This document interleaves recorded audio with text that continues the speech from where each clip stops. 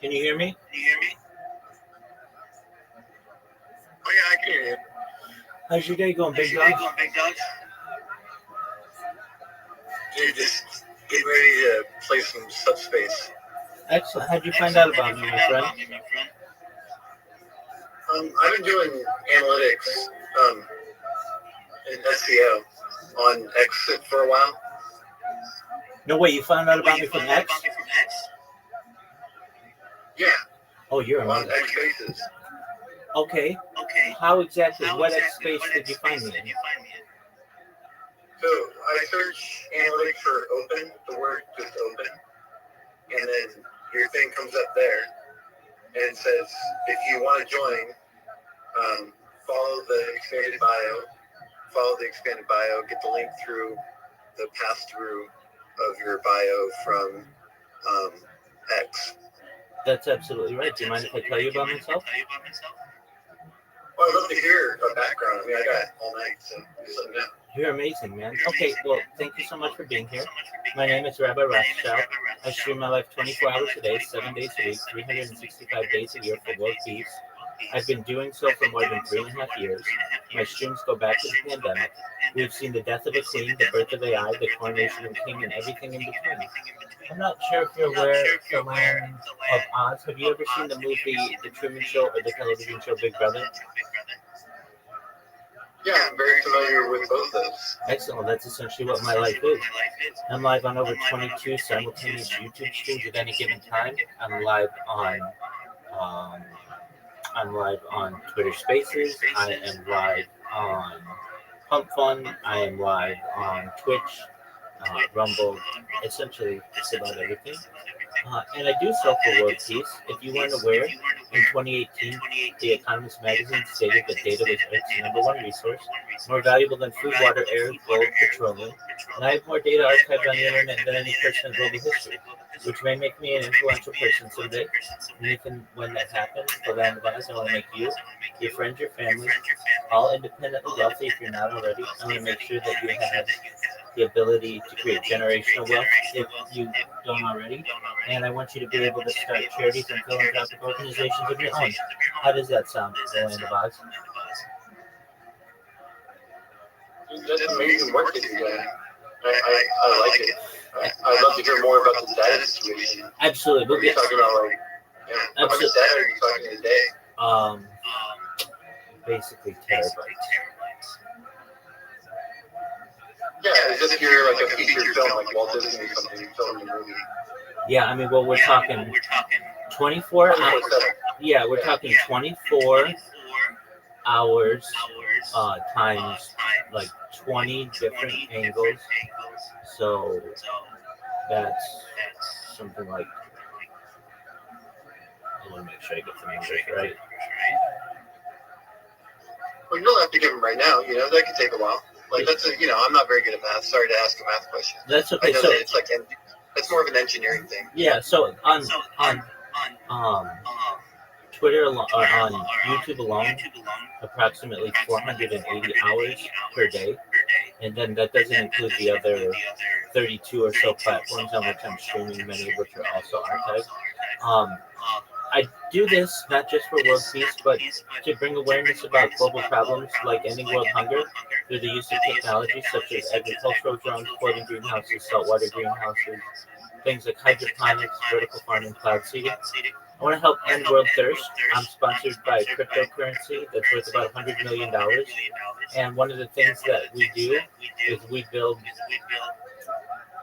wells in developing nations like Nigeria for the less fortunate, lifestyle program, most importantly, desalination technology, where we pump earth seawater onto land to make it drinkable. How do those things sound to you? That's awesome. Do you have any projects in Costa Rica? Not currently. Though we do have some people who are living there within our cryptocurrency, but not currently. So that's some place that I would really like to help, most certainly. I talk about other things for the benefit. Yeah, they're rebuilding. Yeah, sorry to interrupt, but they're rebuilding the coastline with new reefs and coral. Well, that's phenomenal. I talk about other things. Go ahead. Yeah, I just didn't know if you're what's your stance on environmentalism, and like how much do you get involved with American environmentalism? Sure. I'm very pro-environment. I'm pro-clean energy. I'll talk about some of those aspects in a moment. Um, I've done everything from advocate um, for environmental legislation to cleaning up litter, and basically quite a few things in between. I've been an environmentalist since I was a young person. I talk about things in addition to environmentalism. I'm a futurist. I'm someone who advocates for the future and study of the future. Things like anti-gravity, antimatter, faster than light, travel faster than light, communication, things like nuclear energy, specifically clean, uh, safe nuclear energy, nuclear fission, nuclear fusion, things like tidal power. Just one moment. Just one moment. Tidal power, geothermal energy. I'm an advocate for things like invisibility cloaks and Santa Claus machines, replicators, things like space tourism, space elevators, things like terraforming of other planets. An advocate for things like interstellar travel, de-extinction. People don't know this, but the first successful de-extinction took place in the year 2003 with the Pyrenean ibex, which was a goat located in northern Spain, southern France. Fast forward to the year 2021, a company out of Dallas, Texas was founded, known as Colossal Bioscientific. They've made it their goal that within the next 3 years, or by the year 2028, to reintroduce the woolly mammoth into the Arctic Circle utilizing Asian elephant surrogates. They think this is a mind-blowing goal. Following the reintroduction of the woolly mammoth, they want to reintroduce the Tasmanian tiger, followed by the dodo bird. I talk about some other things that may affect you, your friends, your family, around us, things like life extension technology. When you were born, the average life expectancy for you or someone like you is probably about age 80. I want to increase that to age 100, 120 through the use of technology such as oxygen therapy, human growth hormone, stem cells, cryonics, cryogenics, peptides, things like cold shock therapy, red light therapy, ambrosia therapy, testosterone replacement therapy, nootropics, to eventually get you to be 120 years old. But at 120 years old, you may say, Rabbi, this has been a really great run. Everything you said back in 2025 came true. It's been amazing. But my body's starting to break down. What's the next plan? And again, this is with your consent. All of this is with your consent. But if you want, you may be able to utilize the type of technology known as mind uploading technology, where we scan your brain into a computer with your consent, like a CAT scanner and MRI, knowing where every atom is in your central nervous system and your peripheral nervous system, to later download as an android, an avatar, a cyborg, a cybernetic being, a clone of yourself, a robot, an ethereal being, whatever you want to be. But essentially, what I'm saying to you, the land of Oz, is that you may be able to have the opportunity of digital immortality. What are your thoughts? Yeah, I've felt custody of my own digital entity, actually. I'm very familiar with how IT works, and yeah, I've got my own digital avatar. The Screen Actors Guild of America now offers that service, so that all of their actors can have a digital twin that works. Phenomenal. So, you said you had a question in there, so feel free to ask any questions that you may have. Yeah, neutrinos? Are you familiar? And what are your thoughts? Yeah. When it comes to nuclear energy and energy sources? Yeah, I'm open to any kind of potential new types of energy sources. I think that fission and fusion are the traditional sources, but really, there are some advocates for safe nuclear energy. A lot of people think that nuclear energy is dangerous. I think that basically using neutrinos and nuclear energy is potentially a very efficient way of providing power. Well, not an expert in the matter. It's something of which I'm an advocate, so long as we can do it in a safe and efficient manner.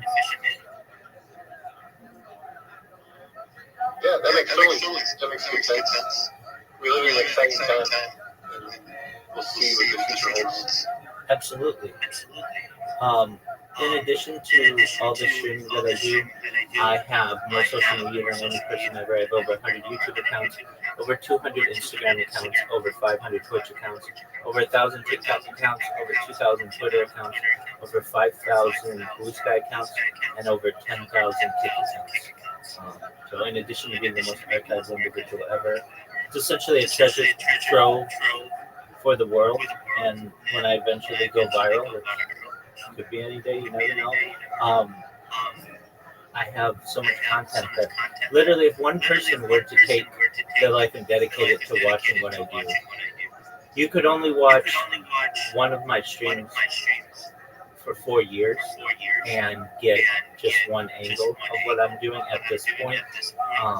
And with 22 different streams going, you'd take about 100 years or so. And thus, I think Well, that's only if you want to in real time. that's true. And without aid of AI and such. I'm an analyst. I've watched archives of every movie that an American made. People said it's not possible. And I said, well, I've watched them all fast forward. Yeah, no, I understand. Yes, like you just do all the stuff. I'm only looking for writing in like cinematography. Like specifically like crane moves and the way that technology's like progressed. Most certainly. And then with the aid of AI, at least with my streams, you'll be able to. You can already have services that will take a 12-hour stream of mine and clip it into the most important 5-minute discussions that I have, or whatever it may be. You can also take a clip of mine, just the link, put it into ChatGPT, and get a summarization minute by minute of what goes on. And that's very helpful to people if they don't want to watch 8 hours of me sleeping or something like that. You're exactly right. With some types of technological advancement, people are able to digest a lot of data much more quickly than in traditional forms. I draw pictures and then I photograph them and then I put them into AI in ChatGPT and have it communicate what I want from what I've drawn. That's excellent. Have you ever done that before? Okay, so you draw pictures and then you have AI. What do you have AI do? So specifically ChatGPT, I draw a picture and then I take a photograph of it, and then I prompt in ChatGPT. I tell it what I want it to do and what I want it to look like for like a graphic novel that I've been writing. Oh, very cool. Okay, thank you for the elaboration. That's really neat. Have you considered using Sora for this as well? Yeah, so my background is building my very own workflow. So I have my own workflow currently. And I've just used ChatGPT because I found it to be the most responsive to the look and style that I'm going for. Okay. Are you familiar with Sora? It's part of ChatGPT. Yeah, the problem with Sora is it's video, correct? Correct. Yeah, so video isn't there yet, like at all.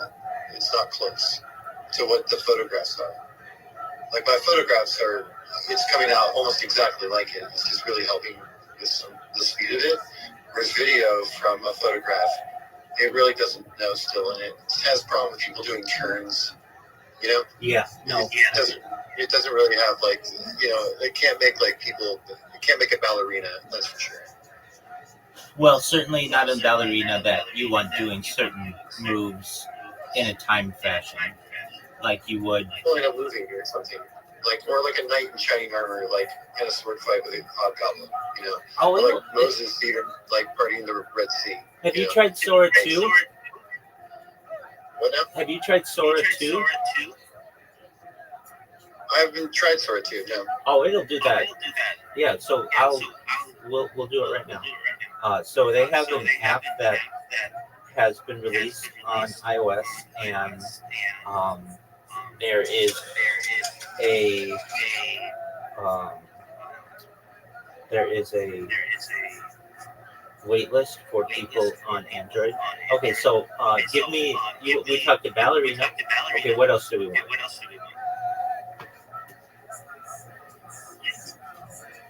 Oh, people Lindy hopping like jazz. Okay, And jazz being played.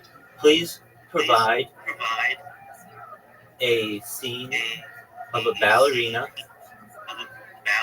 and people Lindy hopping like jazz, and if possible, have jazz playing in the background, and also have two knights sword fighting on the side. Okay, so I just have to say generating, and in about 3 minutes, we're gonna get an excellent version of it. Sora 1 wasn't nearly as good as Sora. Isn't nearly as good as Sora 2 is. And so those things that you're describing, I think you're going to be surprised just at how accurate and quickly this is going to be able to create the requested picture. What's the price point for it? It's free. You get 30 free videos a day. Yeah, it's amazing. Do you have an iOS device? Yeah, I'm a big Apple. Okay, excellent. Well, it's available on iOS, like the App Store. But then also, what you should do, if I were you, I don't know if you have the ability, but download, if you haven't already, the Atlas browser from ChatGPT. It's going to take over Google Chrome someday. They just launched it, and it's basically like an AI browser that is only available to iOS desktops. But this browser is going to change something. It's literally like the only browser that can break Google's monopoly of Chrome. Okay. It's called Atlas. Yeah. And it's not available on PC yet, or iOS, or Android. It's only available on Windows computers. So, but Yeah, or like a Linux. I don't even think that. I think it's just for Apple computers at this point. Apple desktop. So you can't even get it on the phone. Okay, so we are generating here. It looks like it's about done. So here we are. Okay.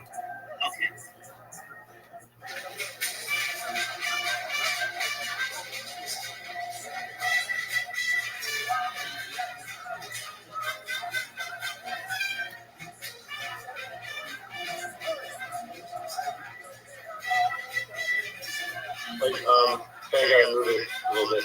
Can't see the looks. Yeah, thank you.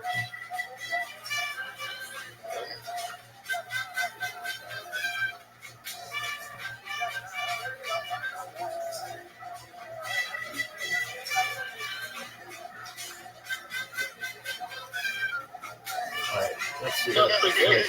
Yeah, that's cool.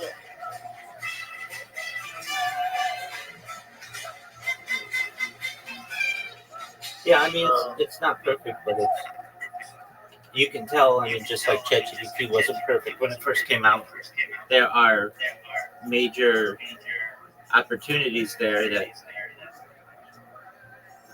we might be able to see an excellent version of this in perhaps the next year or so. And right now it only puts out 10-second videos, but I'm sure that'll be expanded to the point where there are arguments to be made. Do we really need movie studios anymore in the traditional sense?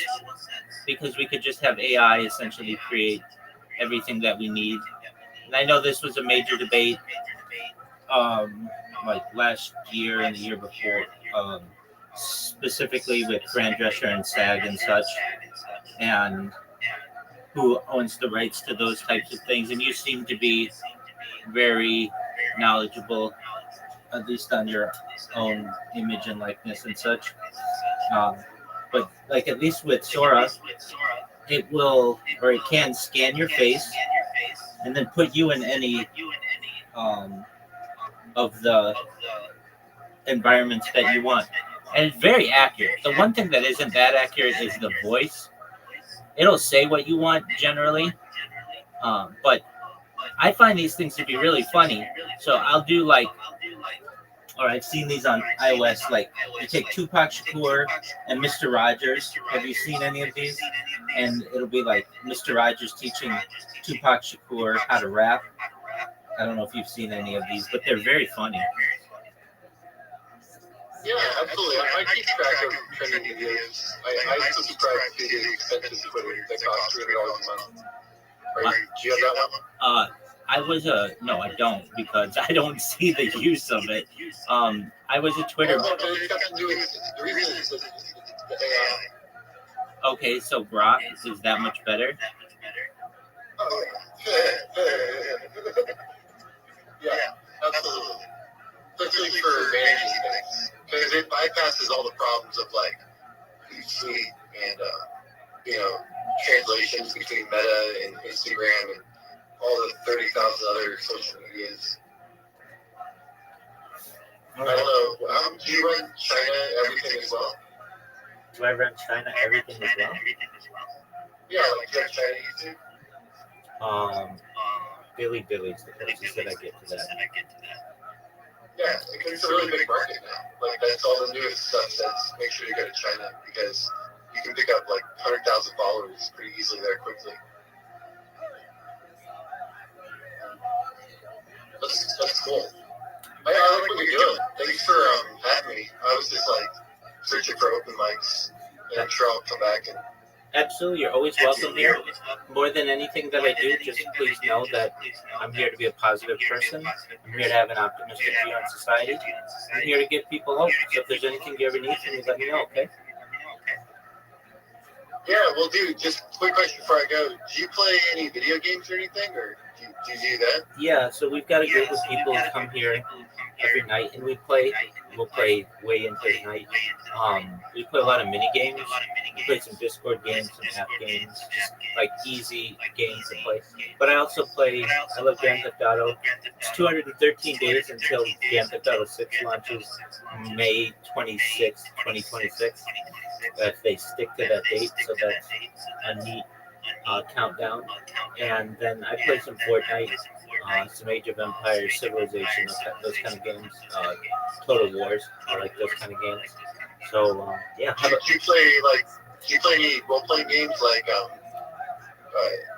Dungeons and Dragons or any of those types of tabletop RPGs? Limited, but some, yeah. Cool. Yeah, that's mainly my background is filmmaking. I've been a filmmaker my life, and yeah, I like doing stuff online. And I just released a book that is free that you can download. All right, how do I get this book? It's in my links in my bio. Okay, just a minute. Yeah, on X, or I don't know how would I do that on here. I'll send you a message. Cool. Yeah, it's all the AI artwork that I've been drawing and taking the photos of and whatnot. I worked on it for the last about a year and a half. I've been working on it, just the artwork side, and I've worked on the story now for about 3 years. And it's all about cryptocurrency and the state of the world. Excellent. I just sent you a wave. Feel free to respond, and I'll look at the graphic novel. I'll download it and take a look at it. And when I have time, do my best to give you any feedback that I have. That's really cool that you've done that. Do you follow any sports?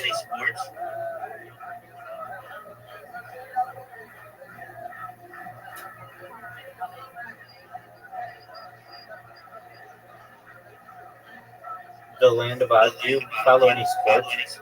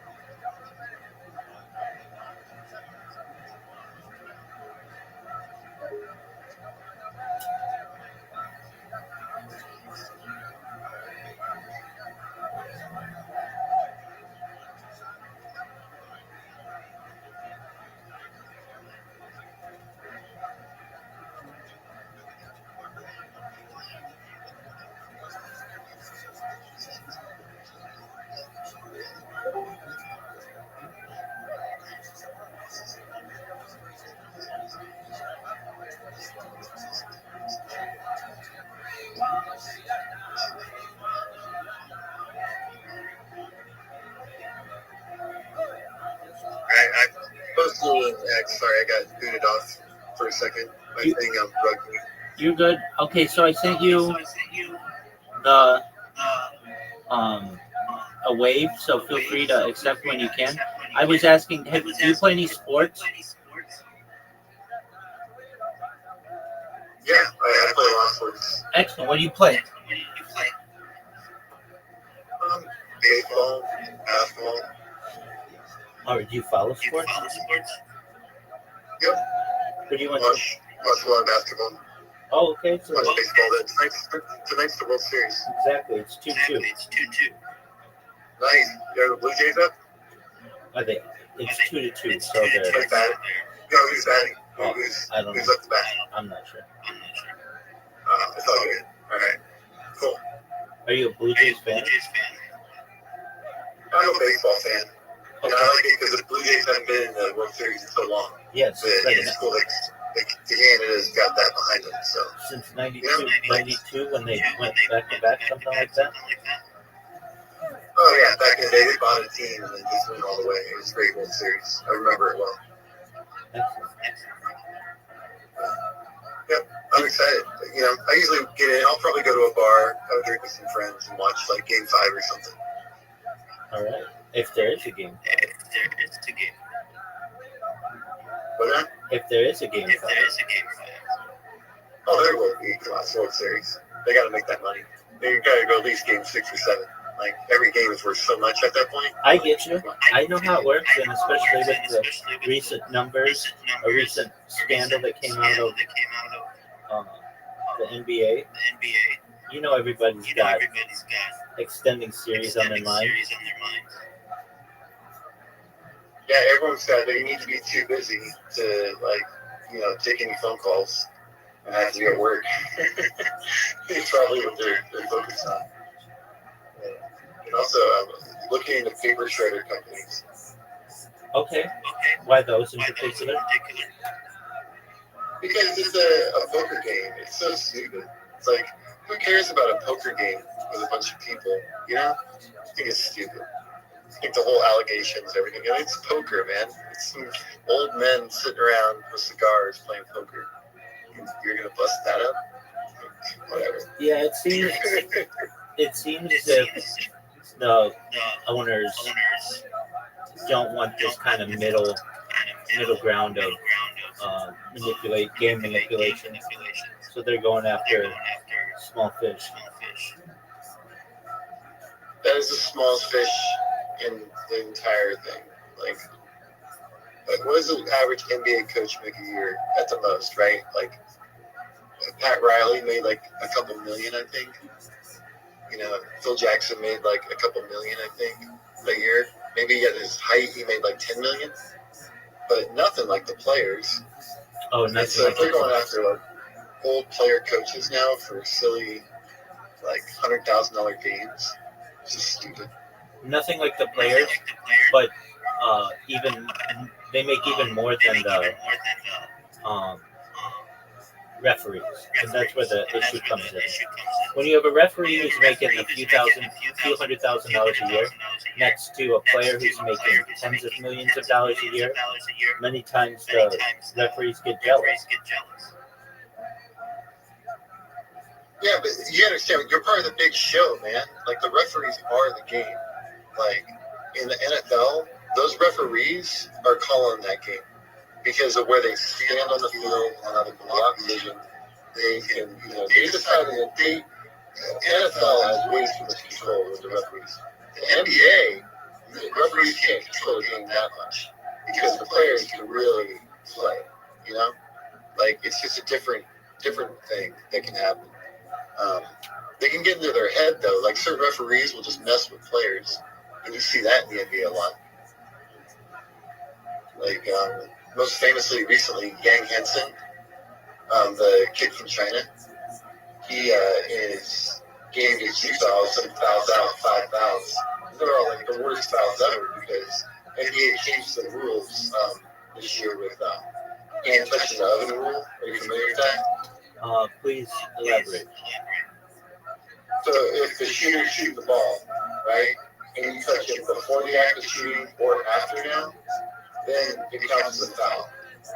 Whereas before it was never like that. So it's pretty lame. Like if I hit the person after they shoot, then it's back to those rules. Remember when the NBA would like try and get them to land on them all the time? Yeah, I do Shoot remember. the ball. Right. Yeah, we're back to that now. Okay. I mean, so long as they call it both ways, that's usually the important part. By the way, I sent you a wave in Discord. I don't know if you see it in your direct messages, so I can see your graphic novel. Okay, something Discord. Oh, there you are. Oh, cool. I've never gotten a message on here before. There's a first for everything, my friend.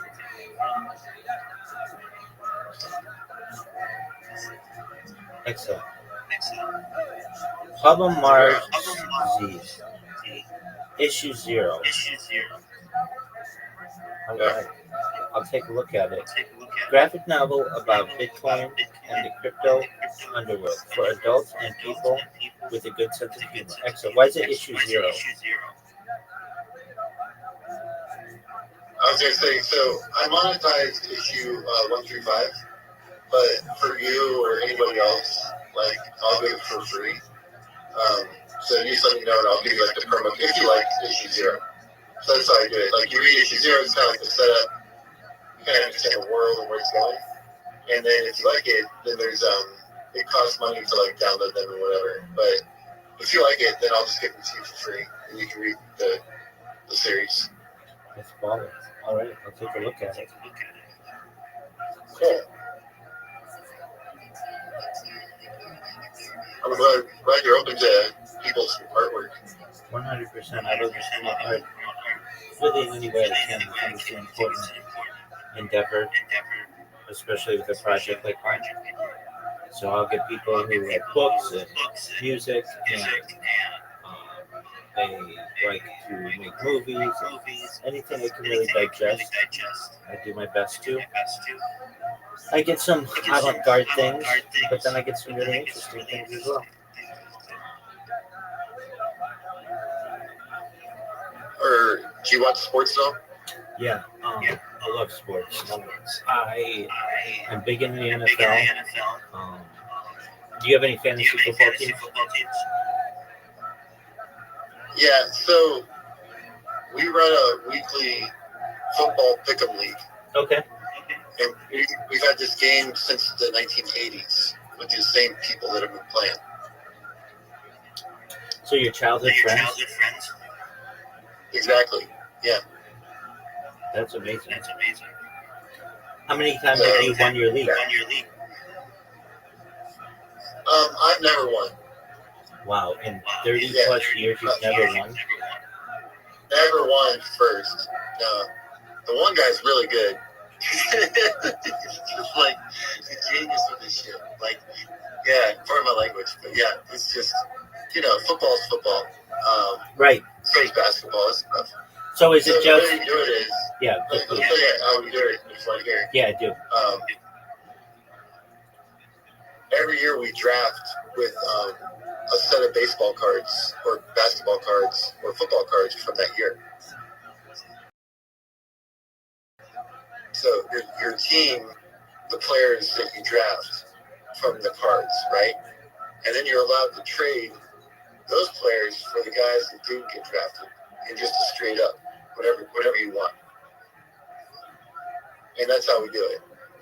So it's kind of fun because you also every year at least get to keep the cards for the cards that you drafted, which kind of like covers some of the cost of entering the league.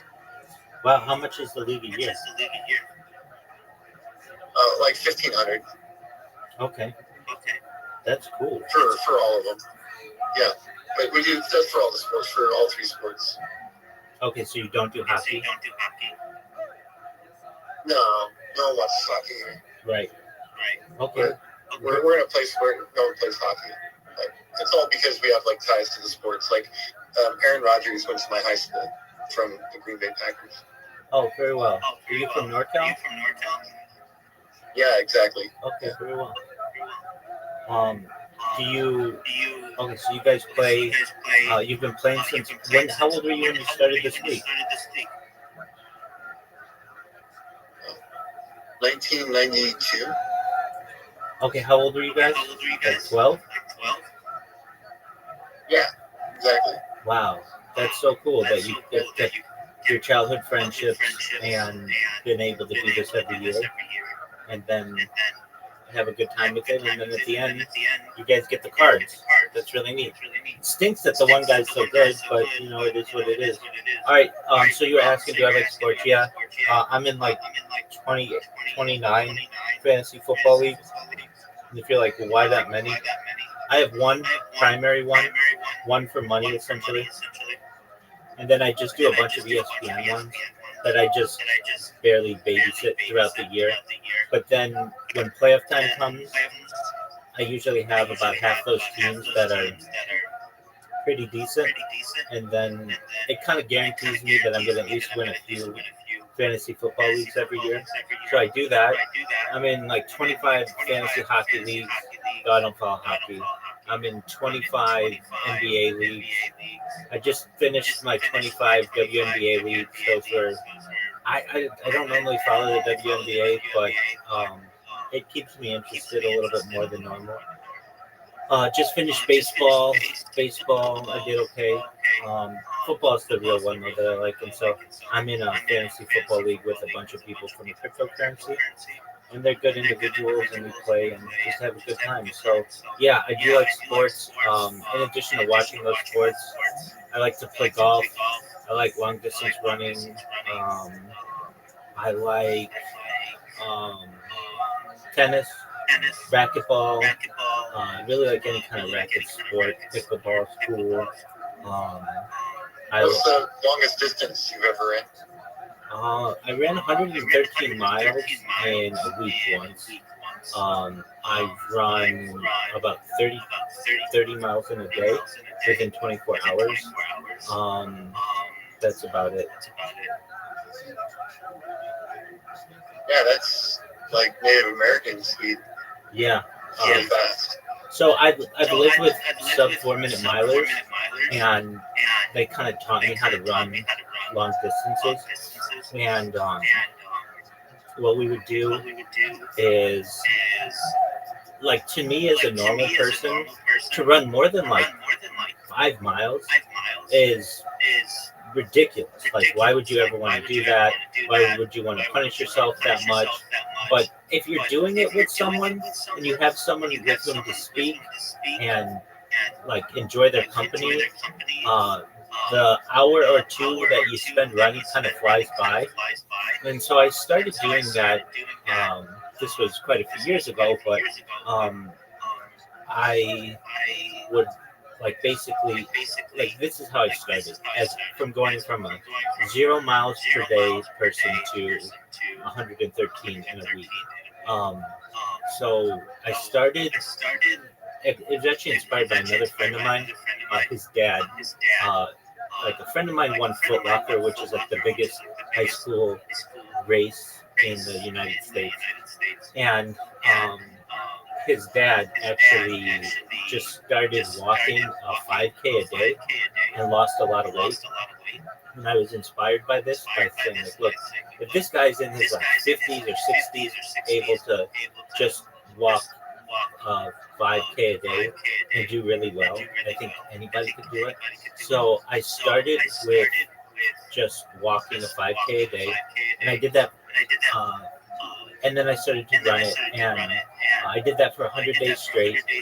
And then my friend was like, "Dude, 5K is nothing. Like, I know you're like it's really good, and you've really gotten into good shape doing this, but like, if you really want to start to run, start expanding the runs." And so he and I then started doing like 10Ks, and then we started like I like to run in Southern California, so we would do different runs at like local parks, or we'd run at like the beach, and then we started expanding that to long runs and up in the mountains and such, and I really enjoyed doing that, and like we both had things like we were both busy during the day, but I found that if I ran before my day, I could run like 13 miles in the morning and then do what I needed during the day. And then when he would come home uh, about 5 o'clock or so, we would go running again, and then I would run another 13 to 15, sometimes more, in the evening. And then over the course of a day, that turns out to be like a marathon. Now, it's not a marathon all at once, but you're running like half marathons. And it puts a lot of wear and tear on your body, but really all you need is a pair of shoes and shorts.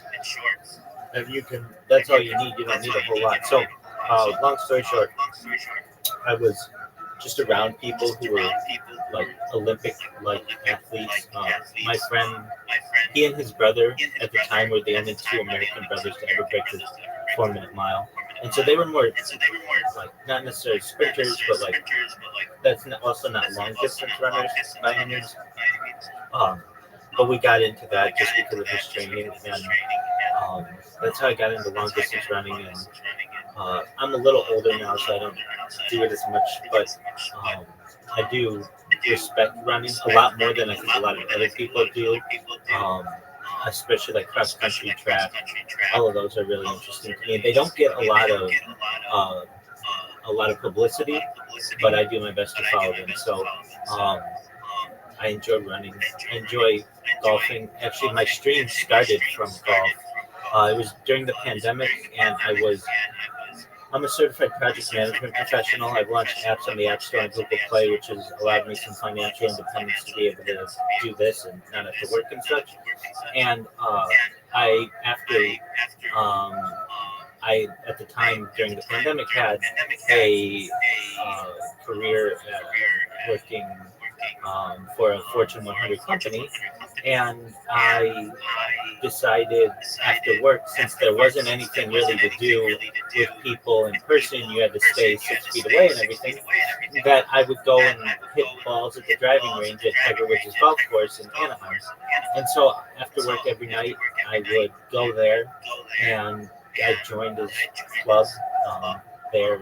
Just it's like a public course, but at least they have something called the Players Club, and that allows you like a certain amount of balls every night. And so I would go and hit golf balls, and I wanted to view my swing. I'd never had the opportunity to see what my swing looked like on camera, so I started taking my iPhone out and recording my swing, and then I would just forget to stop the stream sometimes, or the video, I should say. It was just a video recording, and I would make jokes to myself whether I sliced the ball or hooked the ball. And I thought, you know what, in the future, if I ever have a family, I'd like to someday, they might think it's funny that I have video of myself before they were even a gleam in my eye. And so I started taking that video every night after work and uploading it to like Google Drive. And I did that for a few months, and then I started to get GoPros to do it. But once you start getting into that, you start really running into upload speeds and getting throttled by your ISP because uploads are just, timely and such. And I thought, you know what? I'm at the point now where I'm comfortable enough on camera. I've made enough mistakes on hitting the golf ball and stuff that I'd be okay doing this live. And so I didn't know anything about social media really, and I just created a YouTube account, and I thought, you know what, if I'm going to do this, I want to do this better than anybody's ever done it. I don't want to just do it from one stream, like, hey, this is my first desktop stream. I want to buy a bunch of computers and put them all around me so that I can see myself in 360 degrees and start really archiving myself like the Truman Show. And so I started that in the fall of 2021, and here we are 4 years later, and I have the largest data set of any individual in global history. That's awesome, man. I think that's an amazing inception story. Isn't it? I think it's cool.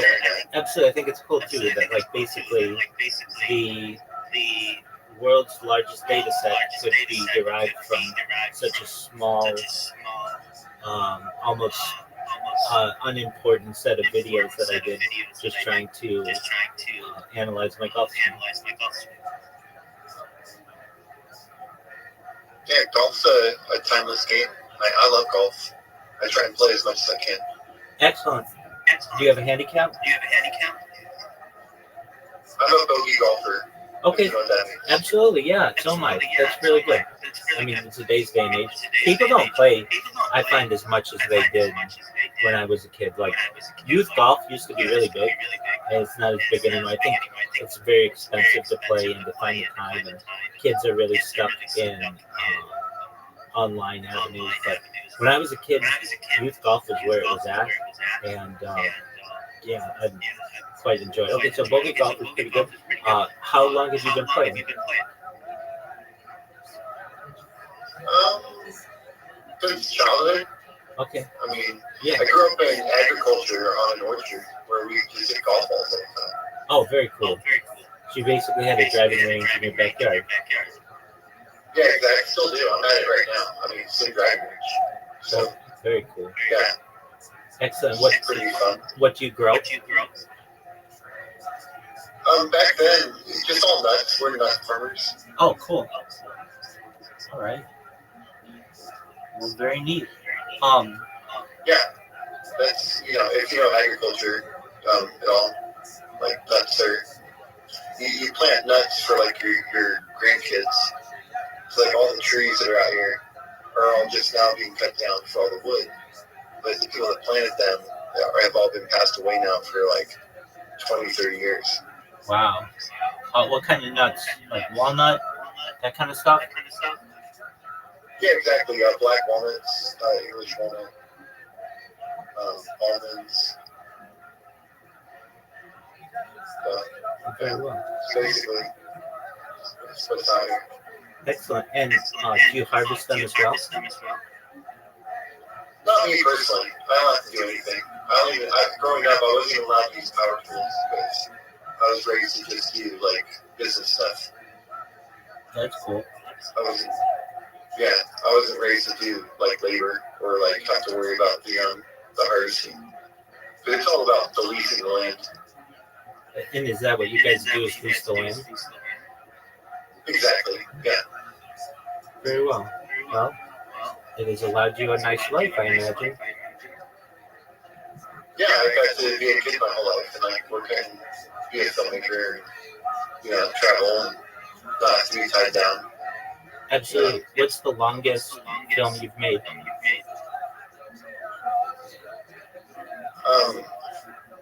Well, I made like 100 movies for direct DVD.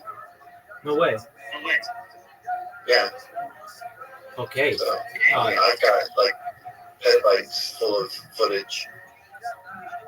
Now, are you someone who wants to one day be a mainstream film director? Well, I kind of was, and then I just failed.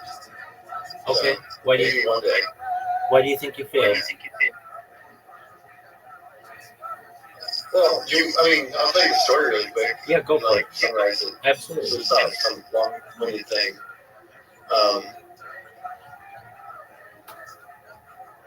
So I was living in California, and this camera called Red came out.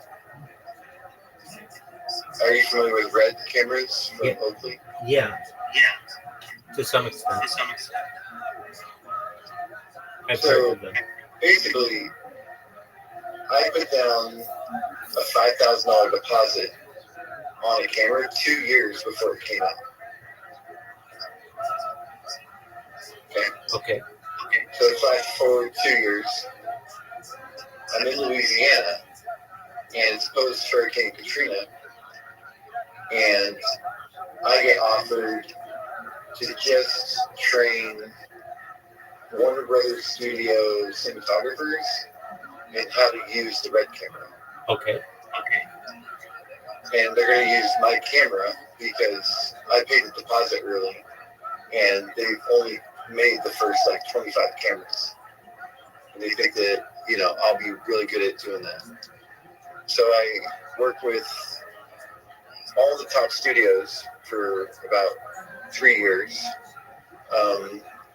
Beginning with Bruce Willis of all people, and direct my first kind of big film. And I basically just got sabotaged by really bad producer choices.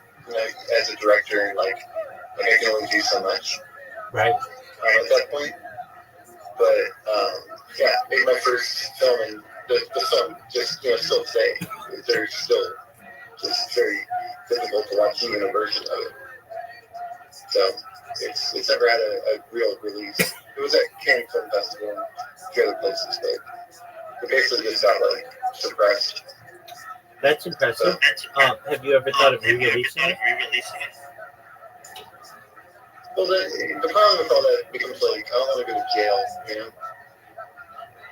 it's got Rose McGowan in it. It's got all these Hollywood stars, Peter Bogdanovich, and it's just for me, everyone that's involved in it is so corrupt, and there's so many problems that it's just it's better to just go forward maybe with something new. So that's why that comic book you see is totally new outside of my film career. Okay, so you say you don't want to go to jail, which is totally understandable. So if you were to take these 100 videos and just publish them on YouTube or a torrent or something like that, basically these actors could have their lawyers cease and desist you, basically because you're using their likeness, but you're using actually roles that they had, and they're not making any revenue on it to some extent. Is that right? Residuals?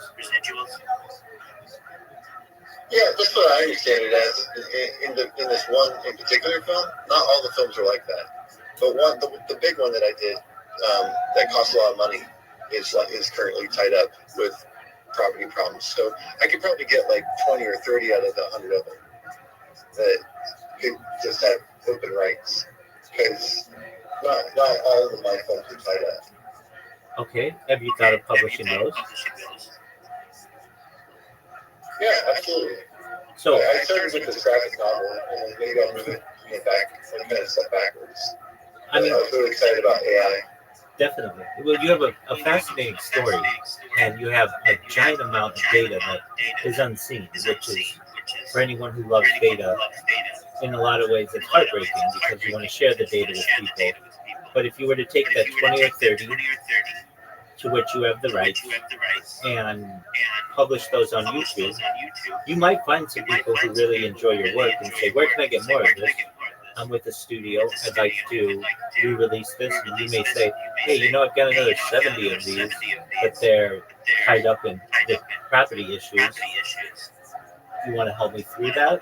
And if they do, you may be able to re-release them. And it's not about the money, I understand from your perspective, but it's about the hard work and the art. And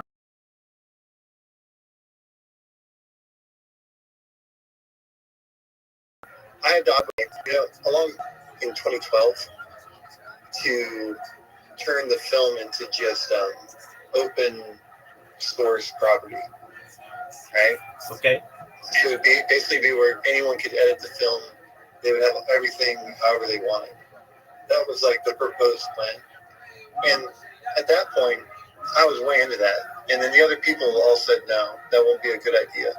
And that was always our conflict with the stuff like this. Because to me, I think that if you just do that, you'll be rewarded in donations and just by sharing the data with the world. Right. And letting people, edit it or work on it or learn from it.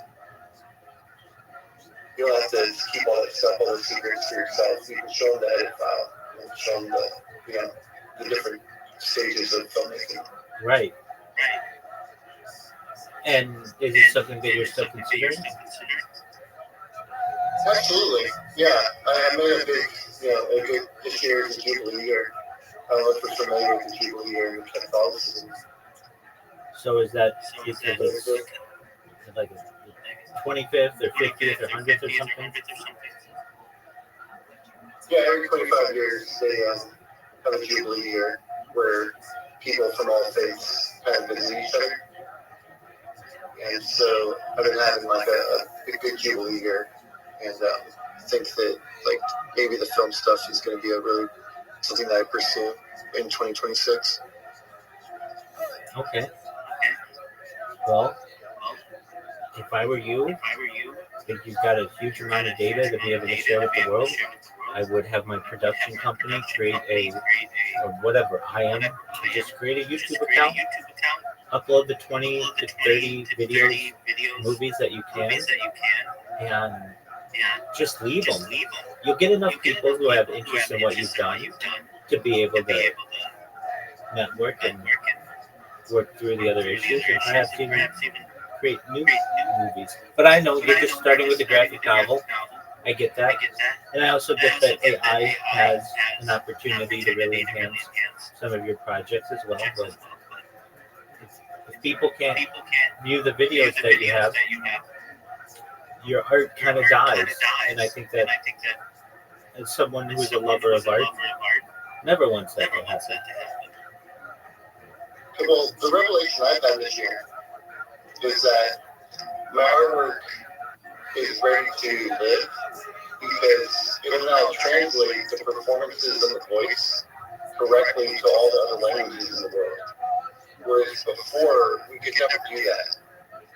So my audience now is the whole world for real. And it's not going to cost me a ton of money to do that. Whereas before, the big cost was in the dubbing, and it never was correct. It always sounded horrible whenever it was in other languages. Right.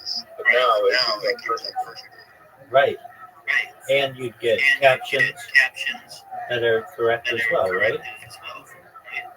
You have to still manually check it yourself. See, that's what I just ran into. We had it like 85% correct, right? I had to do 50% in most languages, and it took me about 100 hours. I had to do it in Mandarin and Cantonese. Let me explain, sorry. I had to do a quality check and quality control for a film that I did that was 90 minutes just to do a test in Cantonese and in Mandarin for the subtitles, and it only got 85% of it correct. So I still had to go in and change all that, and that took me about 100 hours to do an hour-and-a-half movie. So you can do the math of what it was just a hard process to pay someone to do that. It was per language. Right. I get that. Not easy. You're talking about a couple $100,000. Yeah, but I mean that was If you do every language on earth. yeah, but that was years ago, wasn't it? But I'm saying right now still. Okay. Because, again, the AI is not good enough to do it all. So you still have to watch the whole thing frame by frame. Like, you're just going to watch the whole thing, every frame, look at every piece of character, as it references it, and make sure that's the correct character. I get that. And then when it wasn't, had to like manually change it and then make sure it understood that that's not what it was. I get that. Well, but couldn't you just release it in English and then just let somebody use like their own caption software, and they know that it's not 100% right, but then you don't have to pay any of that money. Yeah, I'm saying right now, I don't need that because it's going to do it perfectly. With AI? Yeah, the new AI Firefly is amazing. I don't know if you've seen it from the Firefly stuff from Adobe. I'm familiar with it to some extent. That's what I was thinking as well. That's what I was saying that, now isn't it possible to be able to do it flawlessly? And it does seem to be that way. So if you have, let's say, 30 movies to release, and I don't know how many popular languages, 10 maybe? How many languages would you release it in? Okay, let's just start 4. Okay, so let's go with 4. So that's right there, like 120 versions of a movie, or of 3 movies. Apologies, 30 movies that you can do. That's a lot of people. That's a lot of content for people to be able to digest. And I mean, then people are going to be like, hey, have you seen, what's the name of your publishing house?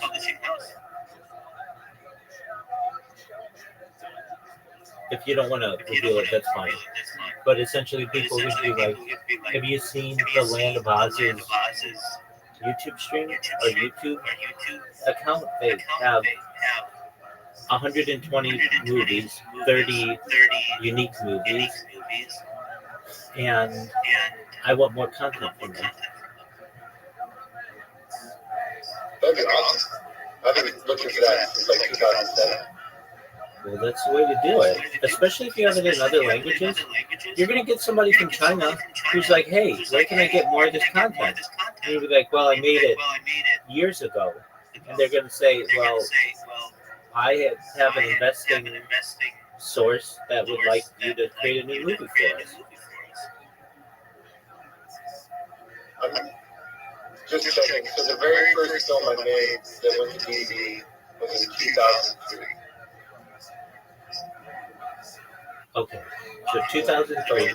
The last film I made that went to DVD was in 2016. So it's been 10 years since I even made a film. So that's a perfect amount of time to release the data, and it'll have a lot of nostalgia in it. People love nostalgia. Yeah, so I'll tell you what happened this year was I went back to all the old footage, and I treated it as if I was going to show my grandma the movie. Right? Okay. I was like, okay, let me re-edit it, like the rated G version, you know? Right. And it made it so much better. It really did. Okay. By just making it sweet and nice, and just not having it this gratuitous. Because when I was in my 20s and I made these movies, you really are being bold and going for it in the genre. And so now in my 40s, when I look at it, I'm like, oh, well, just need to tone it back a little bit, and you still get the point across, because I went so extreme with it when I was made it. So you just edit it and put out the family-friendly versions, or whatever you consider it to be, and then you don't get any restrictions on your YouTube account. And if given enough time, somebody's going to see this and want more, and they're going to contact you. That'd be awesome. Well, that's the only way that That's it what I'm can. looking for. I mean, you're basically sitting on a library of nostalgia and not letting anybody see it. And that's cool if that's what you want to do. But the beauty of art is to share it with people. And YouTube's the easiest platform in which anyone in the world can view your art. And if I were you, I would share my art with people. I've got a YouTube account. For a long time. Okay. And at one point, I tried the whole Vimeo route once too. Right. I know you haven't mentioned other ones. Oh no, I've done Vimeo. I've done Vimeo. Vimeo was tough. Why do you say tough?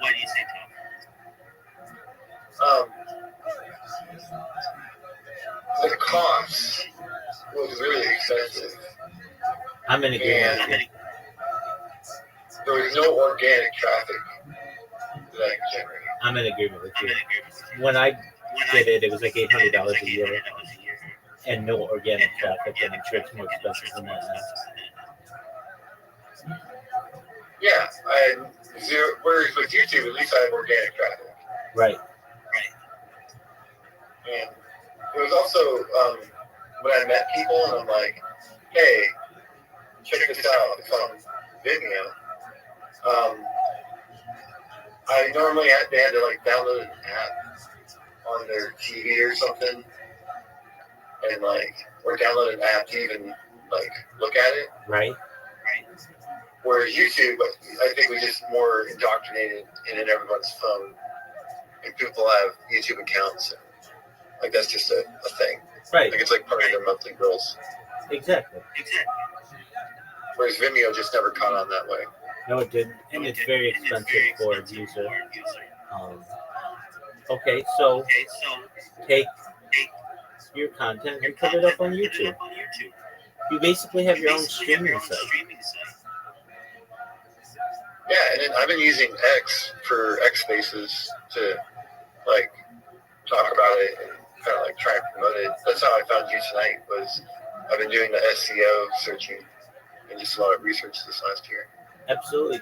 Do you ever use X video spaces? I personally never used any video space or like any video stuff, but I'd be interested. I mean, What you should have well, I seen guess, what you should have seen when you viewed my X space is that it's video, which is different than just about any other video, just about any other Twitter space that you're going to find. well, not for me. I mean, I've got like right now I can see like 5 or 6 videos up. Okay, but there are currently thousands, like 4,000 Twitter spaces going.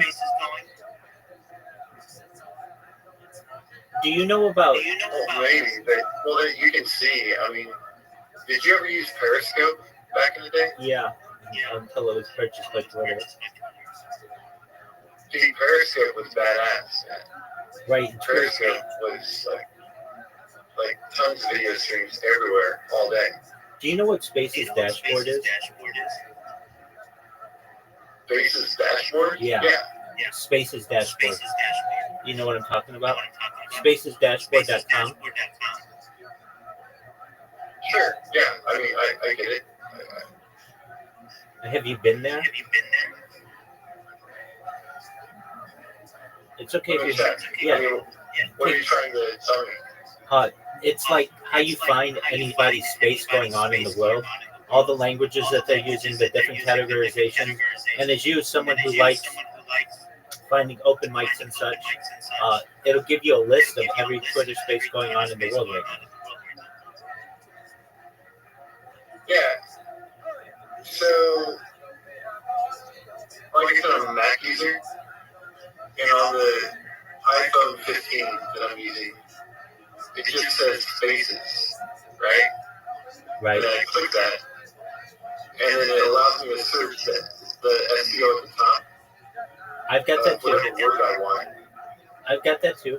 But you can't organize it by what space just started. Yeah, I can just type in the word newest, and it brings up the newest one. No, that's not a good enough way to do it. You can't do it in order. Or categorization. You can't just go in there and give you all the cryptocurrency ones. You can type cryptocurrency, but if they don't put that in the text of the space, you're never going to find it. Well, that's true. Yeah, but if they use basic like hashtagging, No, but you'll find it. no, maybe 25% of people are doing that. Most people are not. So, Absolutely. come on, it's gotta be higher than that. Absolutely not. It's clear that you're not seeing the majority of Twitter spaces. Right now, how many Twitter spaces are going on in English, according to you? 1 second, I'll tell you. Okay. I can tell you right now there are 503.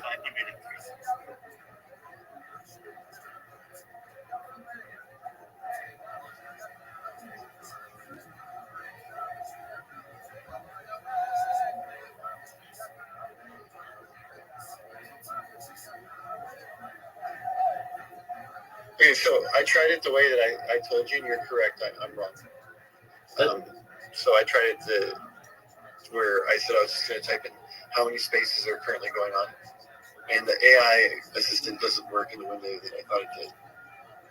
That's okay. So I'm giving you a heads up. Space's dashboard is the perfect place for you to be able to get all the data that for which you're looking. So right now I can tell you of the 503 English-speaking spaces, at least the categorization, 10 are on cryptocurrencies, 6 are on NFTs, 5 are on technology, 5 are in investing, 5 are in digital creators, 4 in entertainment, 4 in U.S. national news. But a lot of them aren't categorized at all. So just like you should know that a lot of people don't press those categorizations. They'll just be like, okay, well, we're going to start a space. I'm going to hit start, and the people with whom I have some kind of relationship, they're going to join the space, but I don't really care if other people join or not. They just don't have the savviness to recognize that they need to market these things better. And Twitter is a terrible, terrible place for people to be able to market because it's really hard to find people. So I'm just saying that, like, hey, if you go on Twitter Spaces, you'll see that, like, right now there are 490. But guess what? It's in the middle of the night in Japan right now, or it's gonna be, or perhaps late. In like during the week, at least when I checked this morning, the United States had 700 going, and Japan had 3,300. Japan uses Twitter Spaces more than any other country by far, and so just giving you a heads up, like there's an untapped Japanese Twitter Space market, but I don't really know how you get into it if you don't know Japanese. But if you look on the the Twitter app or whatever X app, and you search Spaces, you don't get access to all of the different spaces that are currently ongoing. Like right now, if I ask you in English, what is the largest space going? How many people are in it?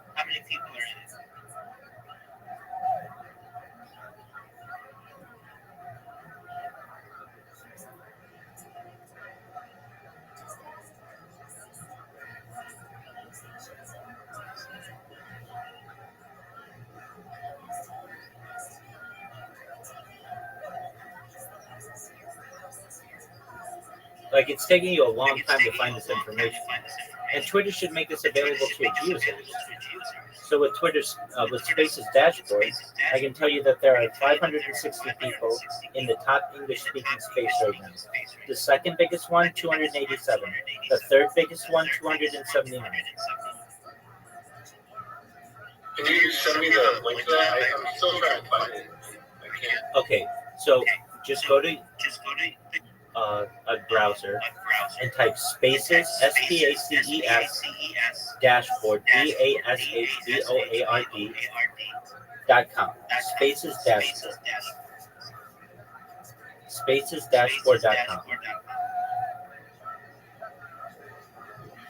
Okay. Do you find it?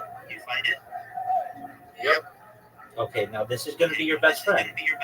So instead of you having to use the search bar on Twitter, which doesn't always work that well, this has everything organized for you. So do you see there are 493 English-speaking, you have to categorize it by English, but No, I got it, yeah. I know you use GUI interfaces. Excellent. I assume this is all GUI. Yeah. And do you see that the top space right now for English is the at Kid and Walt Show open mic 2 minutes shows?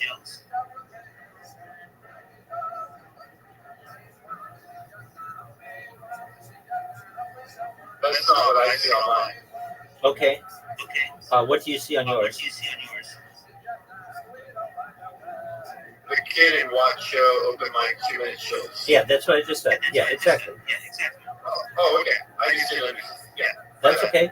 So you should join that space because they have an open mic. Like, retweet, and follow, and then you'll be able to talk about whatever you want for 2 minutes. Oh, cool. Exactly. And is it direct link from the site? Yeah, so you can, if you press live, it'll take you there. Yeah, there's a little up to the right. Whoa, the join, it works so fast. There you go. And then, I like it because it doesn't make me auto join. It says, do I want to start listening or not? Exactly. That's good. Yeah, it does. Yeah, that's good. Because it didn't kick me out of this. Because I think that'll just mess with my audio and drop me from this rugby. I recognize that. Yeah, no worries there. But right now, you know, that's what you were looking for is open mics. Well, the biggest English speaking. That's way easier. Thank you. You're welcome, big dog. That's why I was so aggressive. Like, do you know about it? Are you using it? Because it's phenomenal. Now, not only that, but it also tells you if you combine all the speakers at once, how many people uh, those people combined to have. So in that hidden Walt, there are 10,000. The number 2 one is a kernel of context at DDG Sarah. She's got 27,000. The next is at Trash Discourse. They have 60,000. So there's a lot of data in here that you don't get from Twitter. That I've said it before. Twitter should buy this website, but they don't. I don't understand why. But it's an amazing website.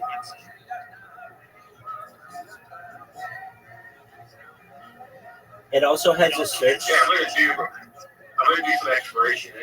Have you ever used BankerBot? Hold on a second. I've been retweeted by it, I think. But tell me about it. Well, I wouldn't trust it for more than like $50 transactions. But like, it's just a banking system that I can't tell if it's a scam or not still. Okay. It's weird. I mean, that's all I can say about it. But it works with your X account, and it comes with it. And there's a website similar to this that gives you information and whatnot, and it'll make transactions back and forth from your crypto wallet to other X accounts through like automation.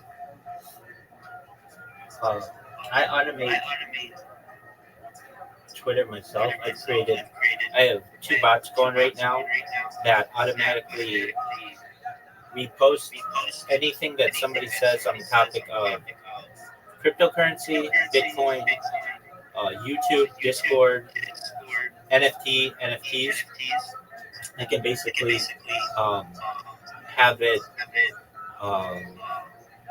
focus on any keyword that I want, and then what it does is it just knows where to click the repost button, and it reposts any of those people, and then they get a notification that I reposted them that says to join my Discord. And it might be something that you might want to use as well if you are interested in self-promotion. I just use macros basically. It's pretty easy to program. It's basically drag and drop. What you see is what you get programming. It's not, you don't need any languages, but it gets a lot of interesting people in here. So if you're looking for bots, that's one as well that you may be able to use. Okay, so the banker bot, it comes with Twitter, you say? It's like a separate website. It doesn't come with Twitter. It uses X to communicate back and forth. It's no big deal. It's not like a hot topic or anything. I was just wondering if you're familiar or not. Okay. I just checked the one that retweeted me. It's actually called BlinkBot. So apologies, it's not BankerBot. So where would I find this? Just go to bankerbot.com? Yeah, exactly. Or maybe it's .net or something. It comes right up. Okay.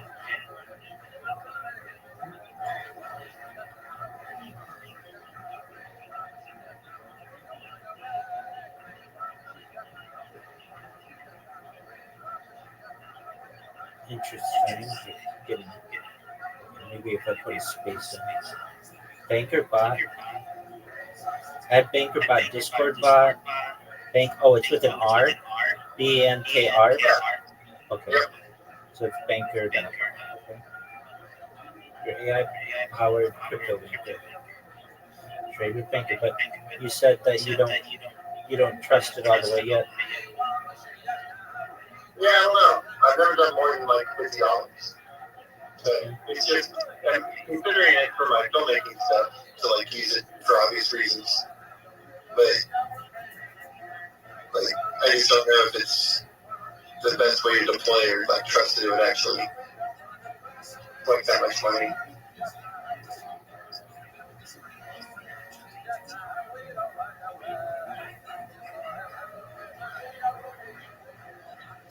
Very cool. I'll check this out.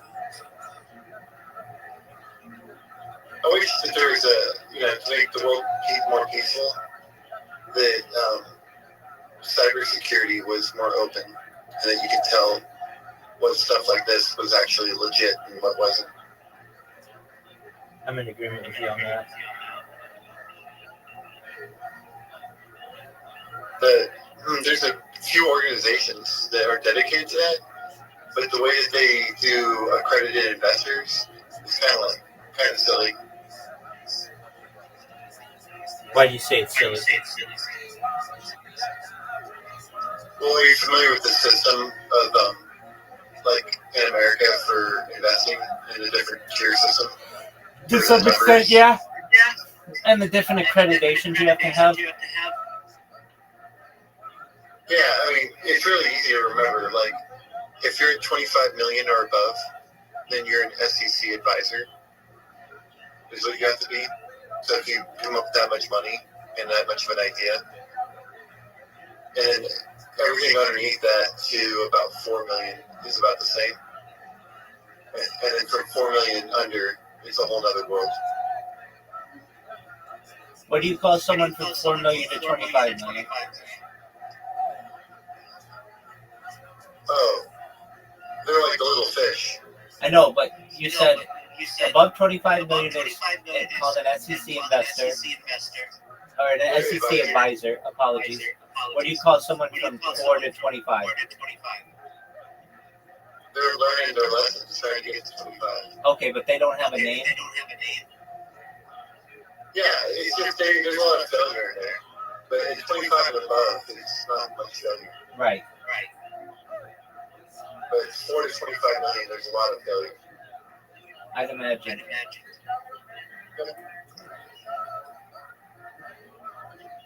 So, and then 4 million and under kind of doesn't matter. Like the laws don't really apply. Right. Could be anything. Exactly. It's like, come on, like they all know they made. That's why the Chauncey Billups thing with the NBA is pissing me off. I'm like, oh no, what they find? We found one handgun, some Cuban cigars, and $3 million total. Like, to ruin like a bunch of guys' lives. Like, stupid. Right, and as I understand, this goes back like 4 years, right? Probably, who knows, man? I mean, it sucks. They're just raiding everybody. Diddy, you got NBA coaches now can't even have a legit poker game. Like, come on, that's rough. That's like Al Capone days. Did you see the technology they were using? Oh, it's all global technology. I've been on this since the year 2000. Like, I'm a believer, but I'm very familiar with observation and since Project Edward Snowden and all that. Like, it's out there. And anyone that doesn't think that you can easily just be targeted in America, you're silly. Well, what I'm talking about are like the cameras, like see-through felt.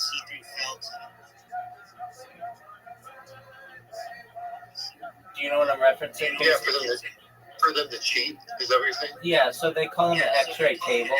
But basically, it's just a table that has cameras facing upward that can see through felt, and then you can tell what the cards are on the table. Yeah, can I tell you a really funny story? Go for it.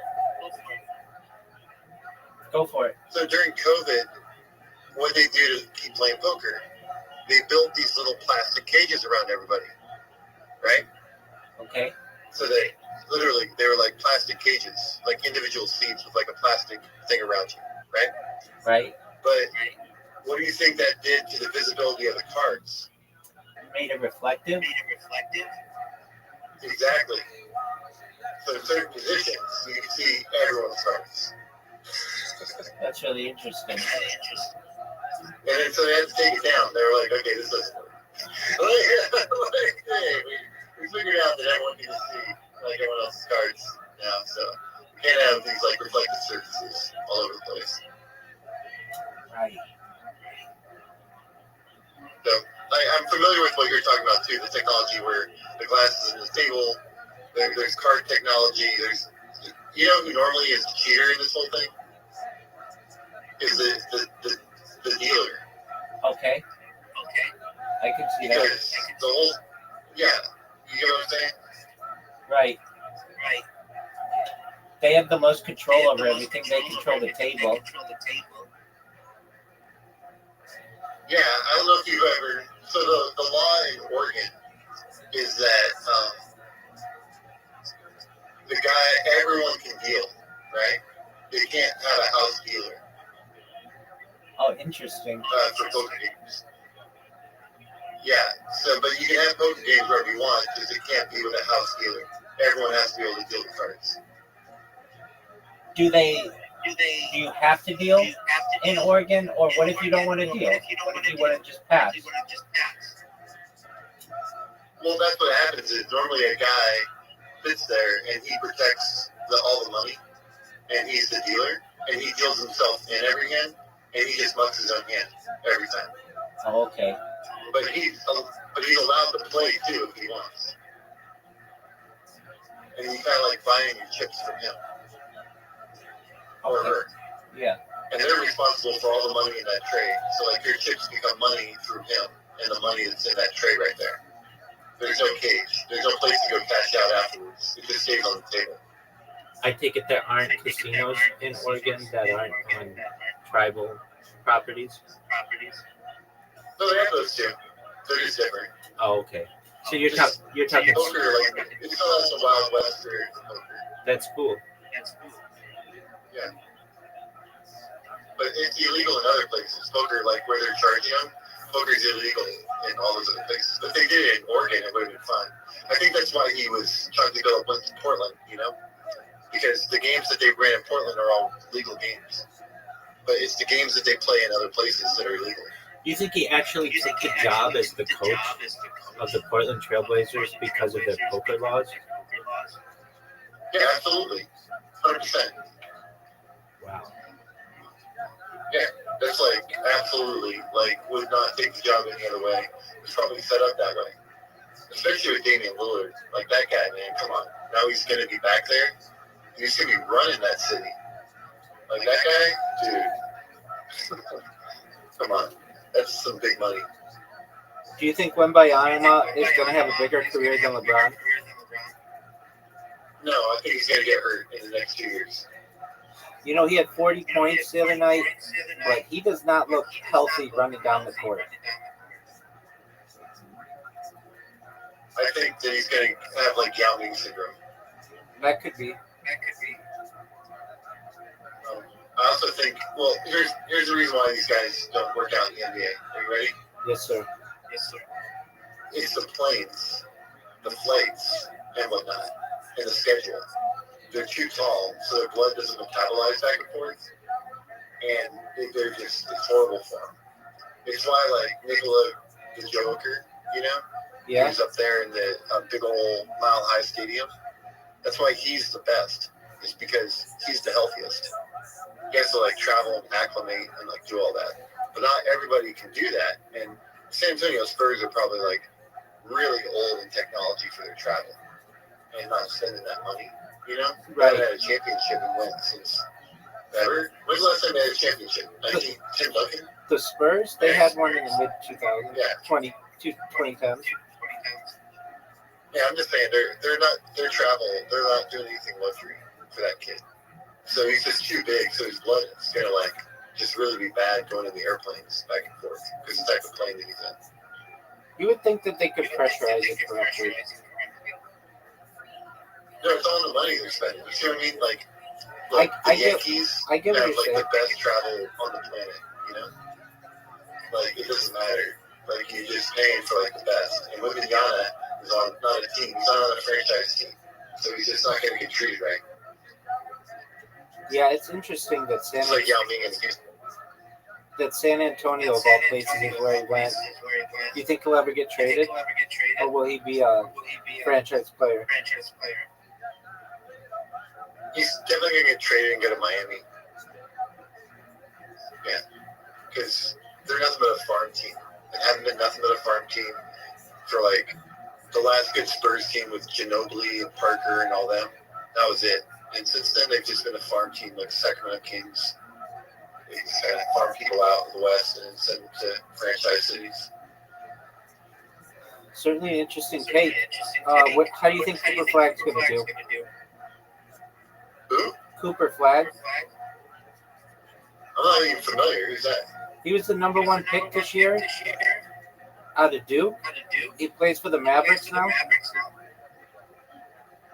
Wow. How did I miss that? I didn't even look at this year's draft. I've been so caught up in my team. I haven't even thought about this year's draft team yet. I'm all about Portland this year. Okay. So I just followed Jan Hansen. All right. Well, he was the number. Jan Hansen's attributed to because he's on the blockchain. Okay. I don't know if you're familiar with that, but it's pretty cool. So he's from China, and he's been on the blockchain his entire life to be a basketball player. And so now he's playing in America, which is like his lifelong dream. And I think he's really talented. I think he's like an underdog, probably the best player out of this draft. And we'll see what he does. But I think he's going to play really, really well. And hopefully get Portland into the playoffs when Damian Lillard comes back next year. He's a big boy. He's got to get rid of some other stuff. He's a big boy. I'm surprised he went 16th in this year's draft, but he wasn't higher. Yeah, you think a lot of other teams would love the 7'4" center, right? Right. And then when he came with this company that does haptic response, so he's been training in VR with haptic response, straight up like science fiction. That's wild. And now that technology is coming to Portland because of the trade. So I've been following that and those types of stocks and the NBA stuff. I try and correlate sports to crypto as much as possible. Why do you like Portland more than Golden State? Because Golden State is located in a ghetto, and Portland is located in like a sanctuary city of just beauty and love, like the city of roses. Okay. Are you a Lakers fan? I'm not a criminal. Okay, so you have to be a criminal to like the Lakers? Yeah, and the Dodgers. If you have a Dodgers hat on, you're a criminal. If you have a Lakers jersey on, you're a criminal. Like, that's just what I've learned in my life. Okay. I'm not trying to say it's true for everybody, but the majority of the fans I've ever met are very dangerous. Like, if that's like saying I'm a Raiders fan, you know, or like a Cowboys fan that wants to yell "dem boys" all the time. I've got you. All right. Maybe don't necessarily judge books by a cover, but I get what you're saying. Yeah, it's just very indicative of like culture too. Like, aren't the Lakers like the most like the rich crypto arena like culture type thing? Yeah. Yeah, they're the first one that did the crossover, I think, to crypto and tried to really sell out. Well, I mean, Staples Center has become Crypto.com arena. Yeah, and it's like a dystopia there. They've got like graffiti buildings all next door and like just abandoned like everything. That's true. Just like in the middle of a dystopic wasteland, you know, from all the photographs I've seen. Yeah, I mean, it's not that bad, but I get what you're saying. Well, I'm sure it's been worse in history. Like, my mom says it's right now it's time like in the 1970s. All right. Yeah. It was, I don't know if you're alive during the 70s because I wasn't, but they had like gas rationing and like lots of unemployment. Right. No, I was not alive, but I do recognize that. There was an interesting thing. If your license plate ended in odd, you could buy gas on certain days, and if it were on even, you could buy it on the other days. Yeah, there you go. Yeah, I think we might just go back to like a time of that for a little while. Like, communities having to come together. And a lot of like during the jazz times where everybody would have dinner at someone's house a different night of the week and all kind of come together and eat food and play music and do stuff. I think that we might see more of that, more like microeconomics. That could be. Communities coming together. But it's during the winter, like seasonally, when it's so cold and people can't afford to heat their houses or power grids go down or whatever. I follow you. And most of the people I talk to, they say, look, our government just needs to keep the lights on and the water clean, and we're going to be okay. And I have to keep remembering that like whenever people talk about apocalypse situations, like I don't think at this point, 2025, I really believe that our governments have figured out how to keep the lights on and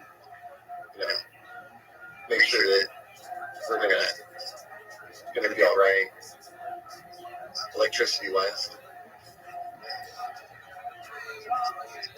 Time will tell. Are you in California? Yeah, based on Irvine.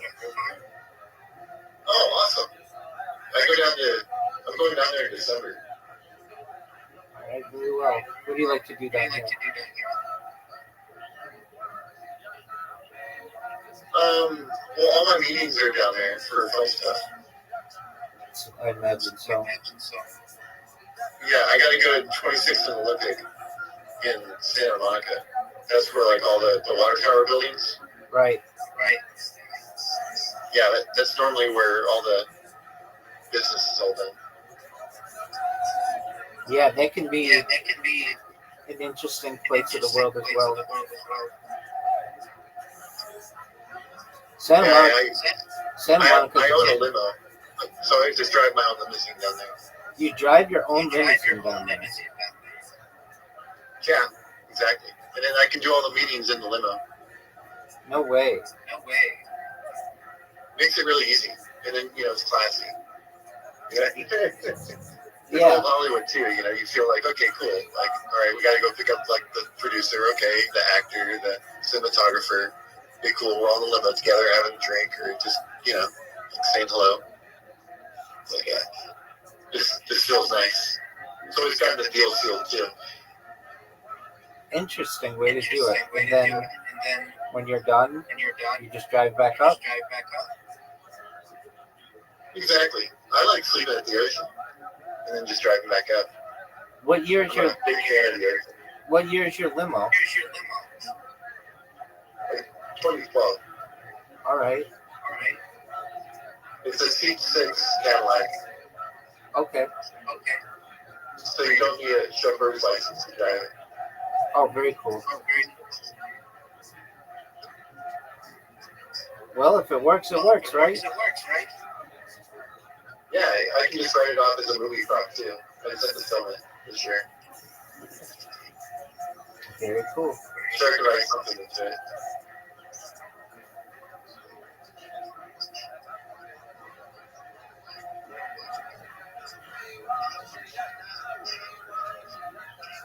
Do you still golf and practice? Or have you ever been to those virtual golf things in Vegas? Like a Top Golf? No.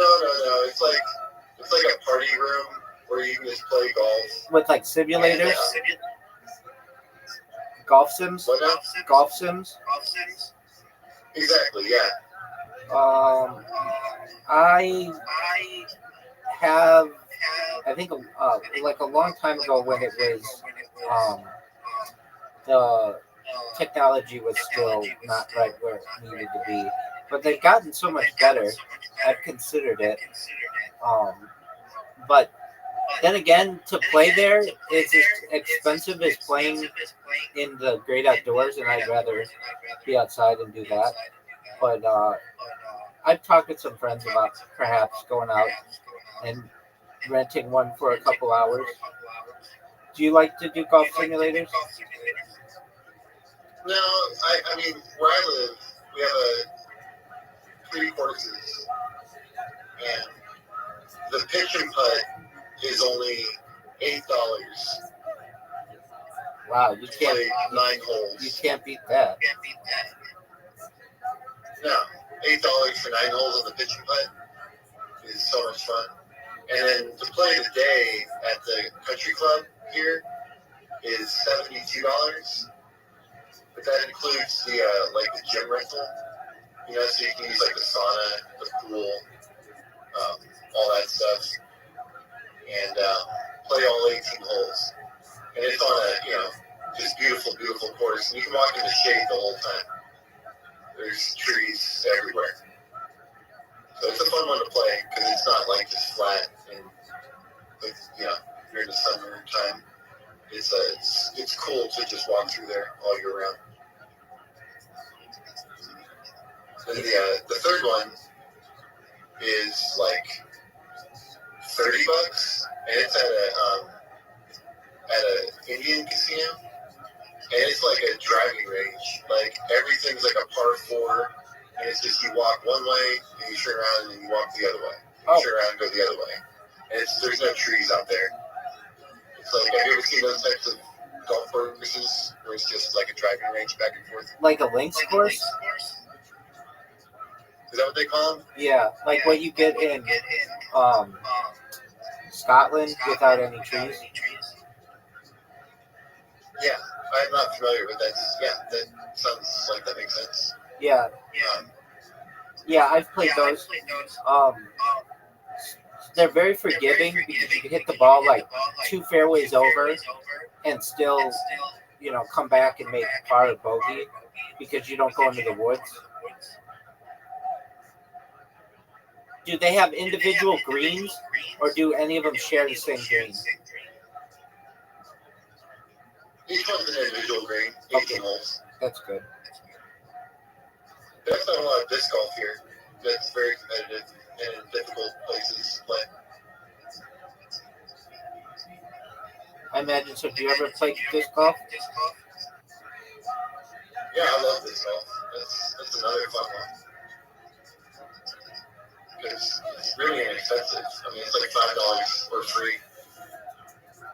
Wow, you can't beat that. No, and you're on your walk the whole time with nature. You're just, out there. Right. Having a good time. Yeah, that sounds fun. And you can just disc golf with 2 discs, like a driver and a putter. Yeah. Right. It's something I wanted to get into. I'd like to get into it in the future. That's cool. I just had hernia surgery a few weeks ago. How did that go? It's still going. Yeah, I'm in recovery. Okay. So.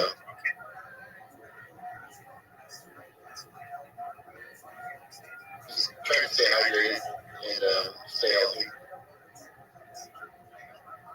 What do you find to be the easiest way to stay hydrated?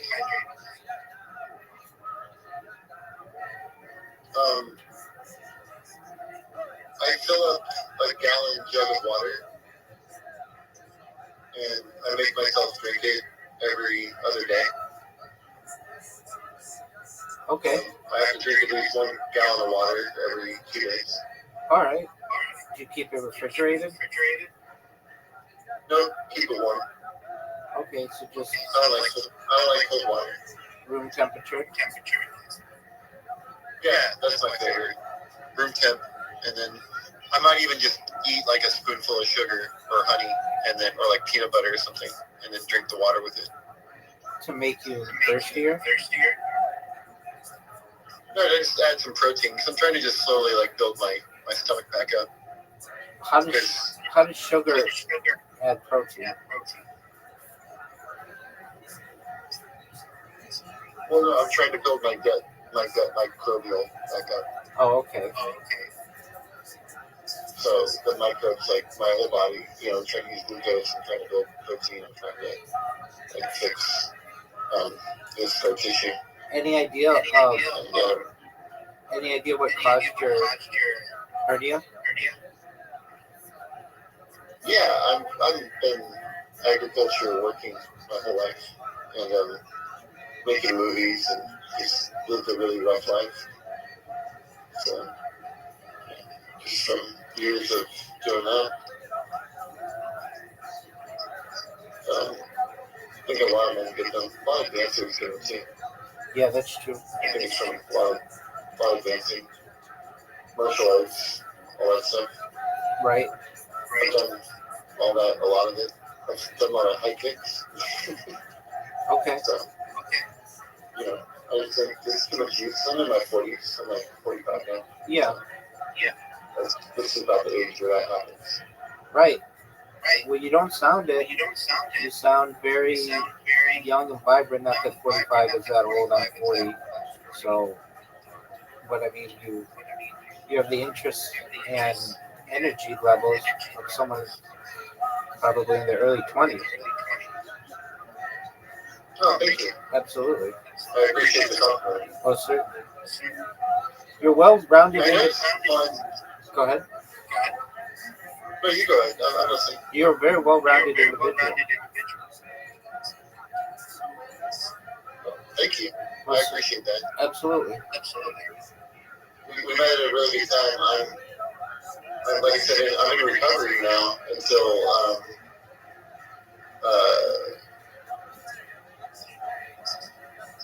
January 6th. Okay. And, yeah, and the hardest part was I just got off the hydrocodone like 3 or 4 days ago. So recovery from that has been tough, but everything else feels pretty good. The pain and all that.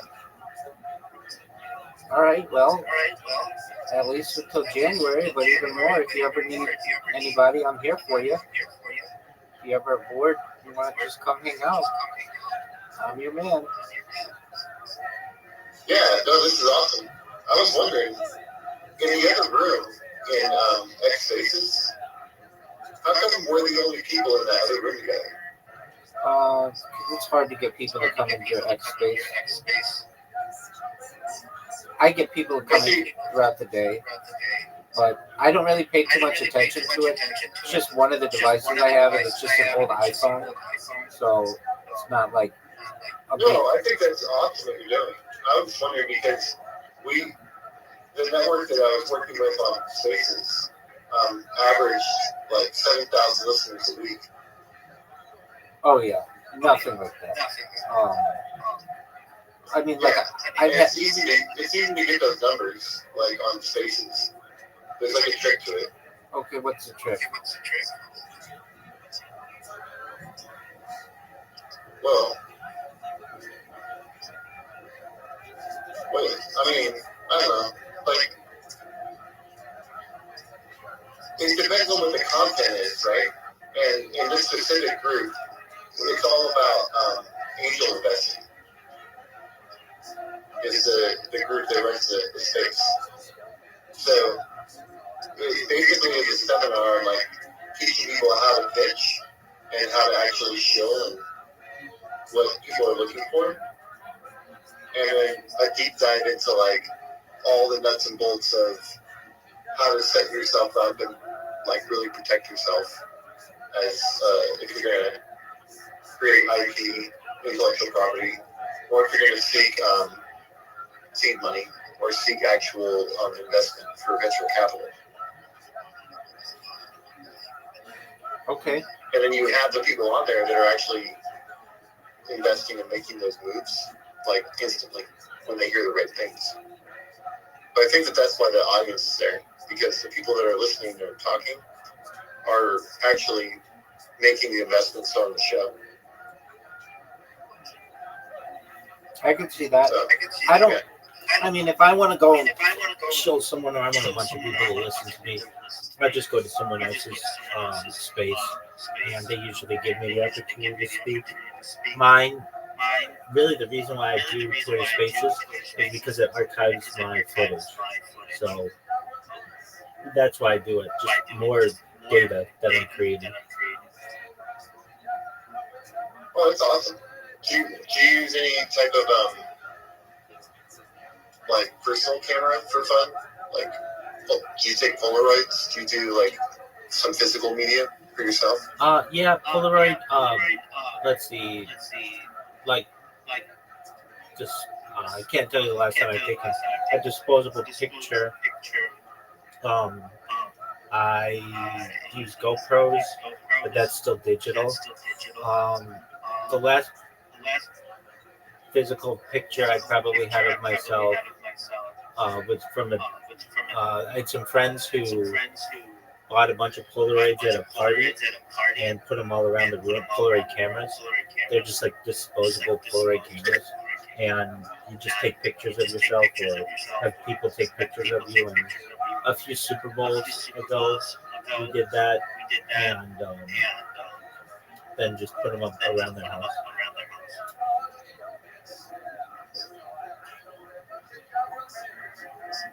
I like Polaroid cameras a lot, though.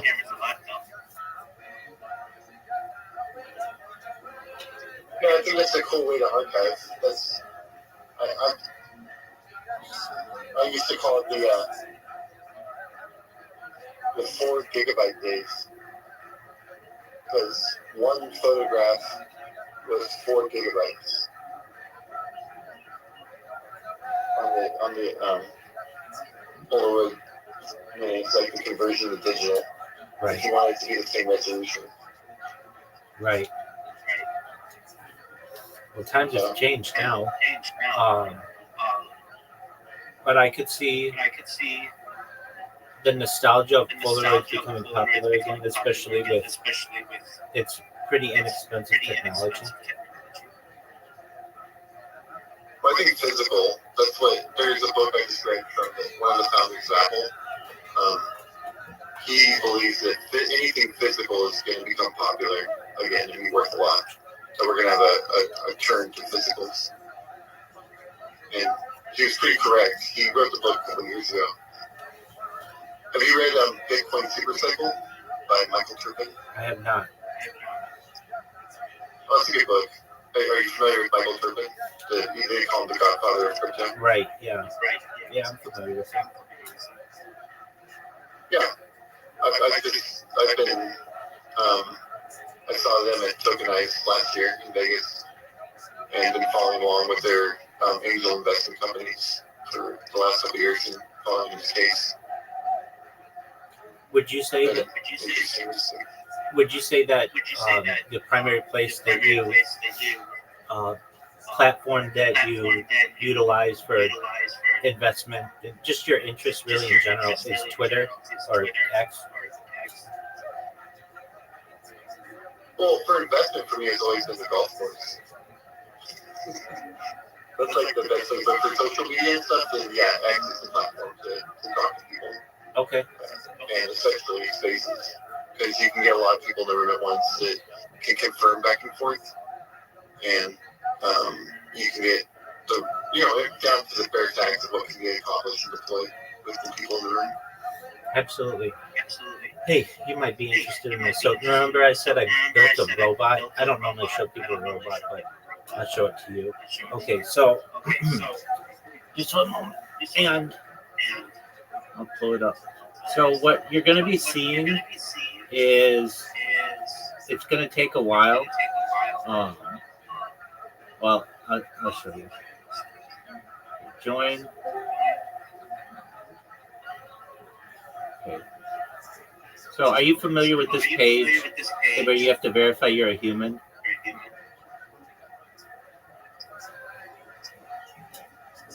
I'm not familiar with the page. Okay, interesting. All right, well, here's my bot. I don't know if you see that pink hand.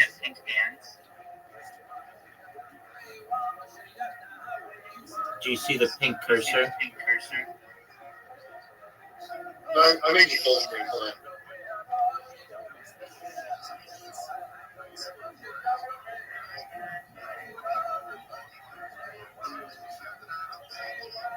Do you see the pink cursor?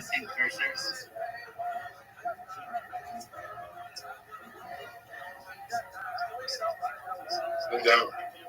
Okay, do you see there's a device that I just pulled up? Not the one. Like, hold on. Do you see me right now? Do you see my face? Yeah. Okay, on the new device that I just have with my finger pointing at it, do you see it? Yep. Okay. So I'm going to flip it. Do you see a pink cursor?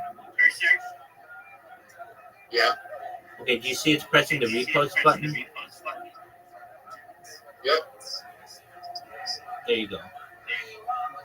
So what it does is just basically goes through a page, and wherever there's a repost button, it clicks it.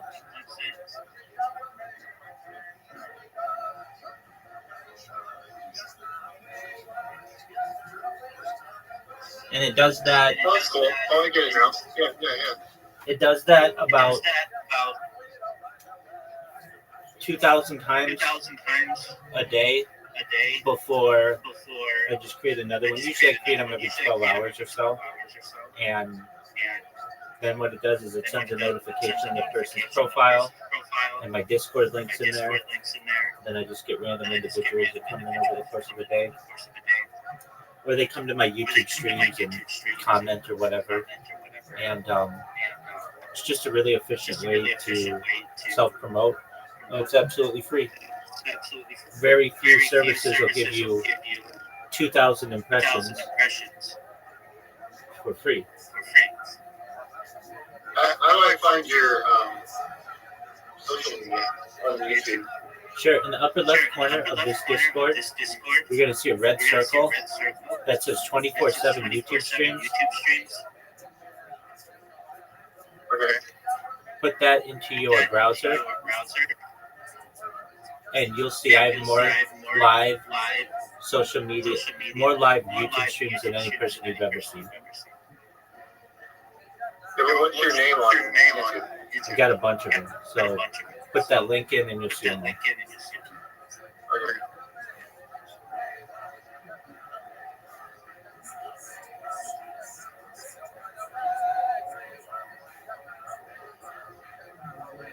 Rabbi. That's just one of them. Okay, do you see the link? When you put that link in, do you see how many live streams are going simultaneously? I did it a different way. You came up a different way. Okay, that's not what I want you to do.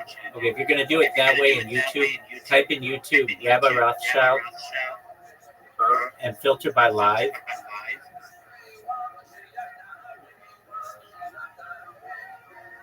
Okay. How many live streams of mine do you see? One. Okay, then, Talked to you from 3 months ago. no, then you're not doing it correctly. Type in Rabbi Rothschild into the YouTube search. Did you? Yeah, I can subscribe to you. That's not what I want you to do. Type Rabbi Rothschild into the YouTube search. Did you do that? Yep, I did. Okay. Now, do you know how to filter? No, how do you filter? Okay, so you should see filter options, like right to the right of the. Yep, it's filtered. Okay, now press live. Okay, press live. How many live streams of mine do you see? Oh, one. Incorrect. Type Rabbi. Okay, 2. I see two now. Yeah. Incorrect. 3, There you go. 4, There you go. 5, There you go. 6, There you go. 7, There you go. 8, There you go. 9, There you go. 10, There you go. 11, There you go. 12. There you go. Oh, that's cool view. The ceiling? Well, my room used to be set up like that in the world. It's cool.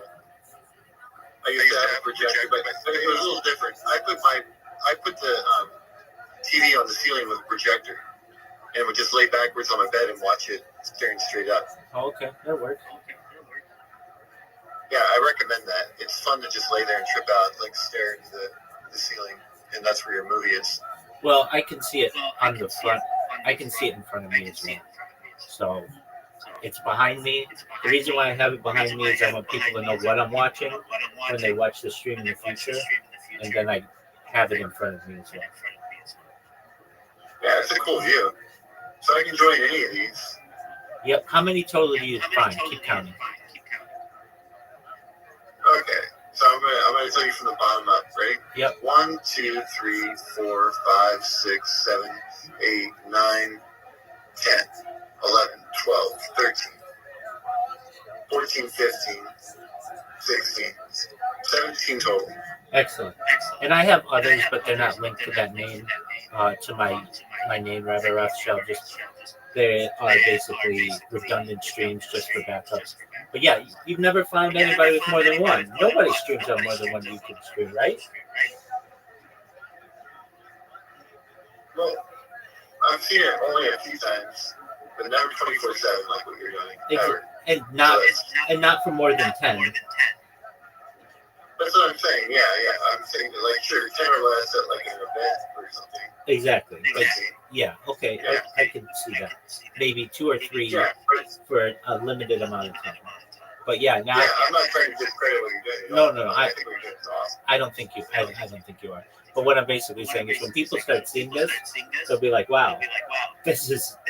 I've never seen anybody with so many streams going." And I really do it for redundancies, in case any of my streams get a copyright strike or whatever. You can lose streams in any amount of way. Have you read the new digital mining for the future? It's gonna mine information. AI is gonna pay for info at a price higher than ever before. That's why I've been working on that like comic book and like trying to become freehand artists to try and work and train AI through like human artwork. You know, so AI can understand art better. Certainly, I think it's kind of important. That's why I say, that data is Earth's number one resource. I don't say that. The Economist magazine said that in 2018. I'm just utilizing it today. But basically, Absolutely, you're right. Yeah, you're 100% right. They said in 2018, they said the number one commodity is going to be American entertainment, and that people's information that they're going to start recording themselves, that the world is going to be so interested in what Americans are doing, and AI models and all this other stuff, that people actually recording themselves and selling that information into AI models is going to be the future. It is. Essentially, what John D. Rockefeller was 120 years, 140, 160 years ago, is what I'm creating today. This is essentially a new gold rush. This is 1849 for a new generation. You're absolutely right. Yeah, I think you're in that era, man, and it's gonna be a fun ride. I'm glad that good on you to get into this, and what you're doing is amazing. I like that you got 17 different views. Oh, more than I'm that. trying to Some work better than others. Some are darker than others. Do you see my ceiling cam? I put in a click one randomly. Okay, so I do have one that shows me from straight on, but also the ceiling at the same time. So some of those cameras actually have multiple cameras within them. Nevertheless, I mean, they all are basically just documenting this conversation and what I'm doing. But in addition to that, to documenting what I do, I keep a radio on 24/7, so that literally from any minute of any hour of any day over the course of the last 4 years, you can know what was going on in world politics or world events. And I think that's a really neat aspect of it as well. So you can basically use this as a timeline or a time capsule of human history. Yeah, you've got a timestamp. That's awesome. Exactly. Yeah, that's all I was learning about the Polaroids, because a lot of times they're taking your photograph like with a physical newspaper or something, like getting a physical newspaper delivered still, if that's possible. Um, Oh, it's possible. It's just you rare. need to take Apologies for interrupting. It's possible. It's just rare. But yeah, I mean, that's how you used to prove certain things where you were on a given date. Is you would take a version of the newspaper and take a photo on a given date. yeah, and then put it in an envelope and send it. That's true. Yeah, a lot of times that we done with banking stuff. Like it's like a poor person, like if you didn't have a notary or something, and had to just like make sure that they knew that, here's a picture of me with a document and a newspaper. So it's when you said that it needed to be done by. There you go. That's right. Yeah, America is awesome. It's got a cool history. It's an amazing place to live. I really like it here. Yeah, I mean, And it's fun talking with you. You're a really interesting person. excellent. Well, fun talking with you as well. You should know that I'm always here for you. So as you recover from your hernia, the land of Oz, come back, update me with what's going on, and if you're ever bored, come on in here. We're always doing something fun. Yeah, hopefully we'll play some video games or something at some point. And you check out the Mission Zero whenever you get a chance. Most You're certainly. on the 24/7 thing. So. Most certainly. Yeah. I Cool, man. I have it in my inbox, and once we bid adieu, I'm going to check it out. It's Cool, brother. Well, yeah. hooverpress.myshopify.com. Yeah, that's it. All right. Have a beautiful day. You too, my friend. Take care. Bye. Bye. Shout out to the land of Oz.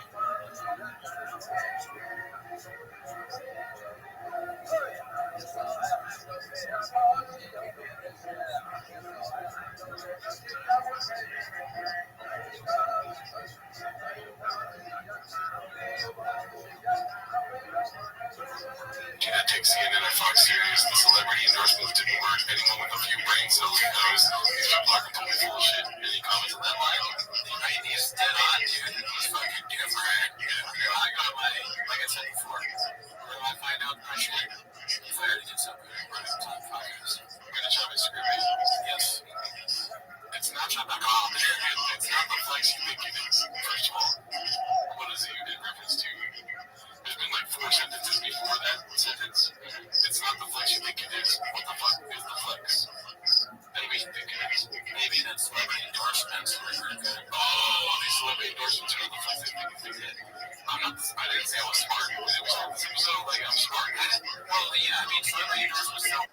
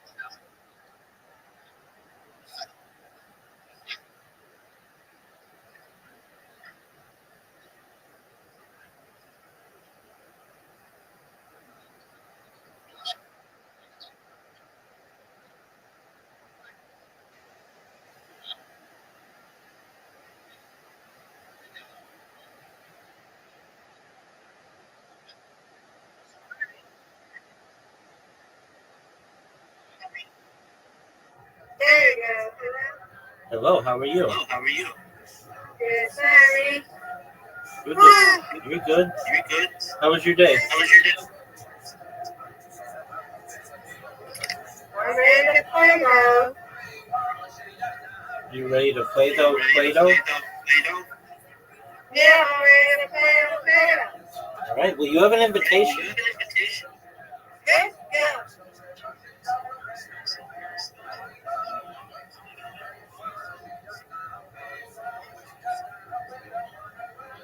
Okay.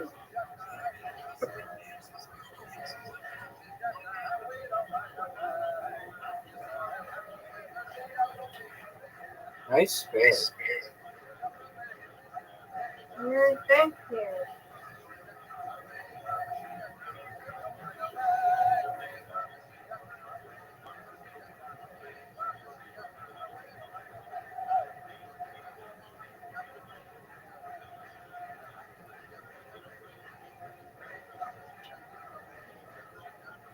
Thank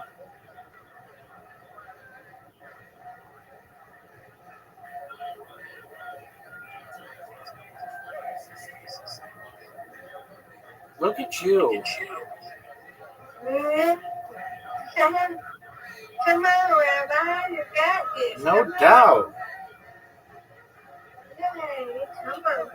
Got it. Got this one.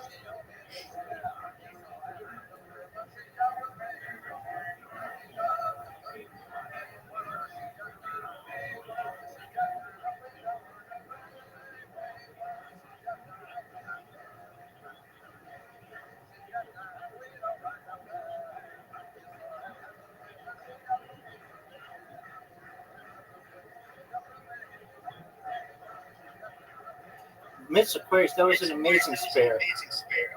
Thank you. Come on, Rabbi. You've had 3 spares in a row. Oh, you got that right. Word, girl. Let's go. You got the lead. Let's go, Rabbi. I don't have the lead. You have the lead. You're going to believe you just did a strike.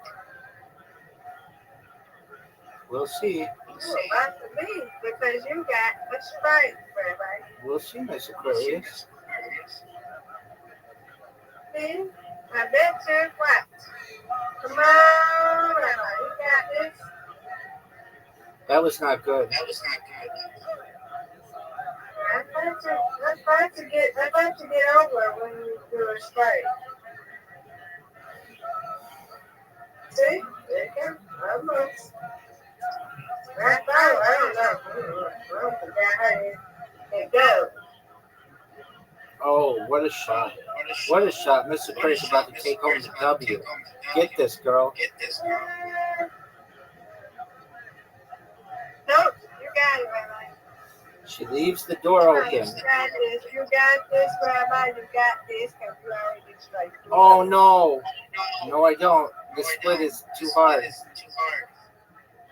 You get that window. Get it. Oh, man, that was close. Yeah.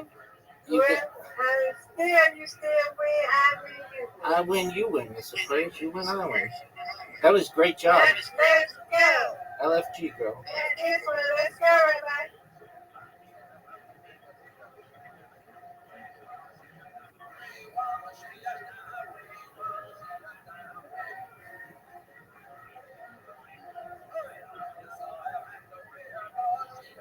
Rabbi, you got this.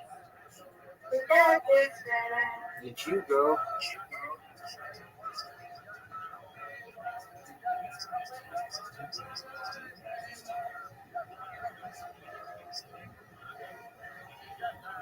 Yes. That's great. That's what I'm talking about. That's what I'm talking about.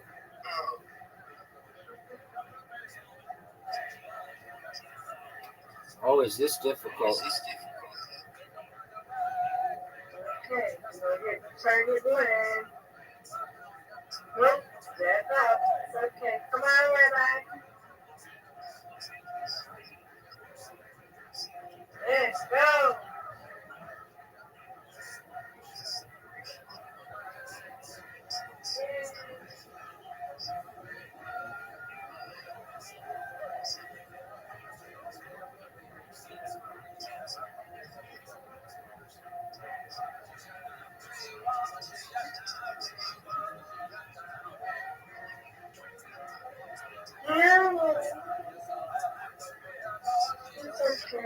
I win. I win. Come on, Rabbi.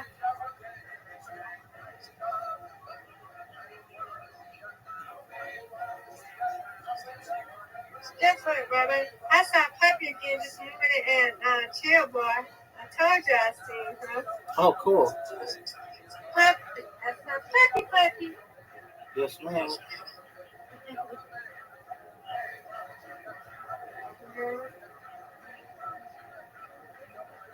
She ain't came back yet? She comes at wild hours, so I don't know when to expect her. Oh, Miss Aquarius. Not what I wanted. All right, yeah, let's go. Give it to me. I'll take that one. Okay,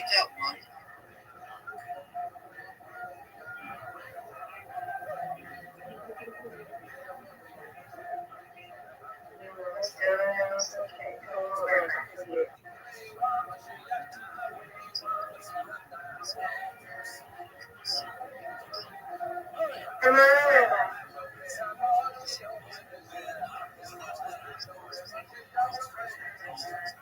Yes. That's right.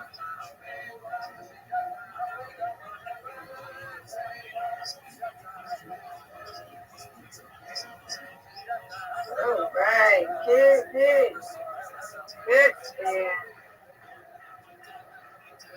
Yay, you win, I win. When you win, Miss Aquarius. Undefeated in bowling. Undefeated in friendship. Good job. Okay.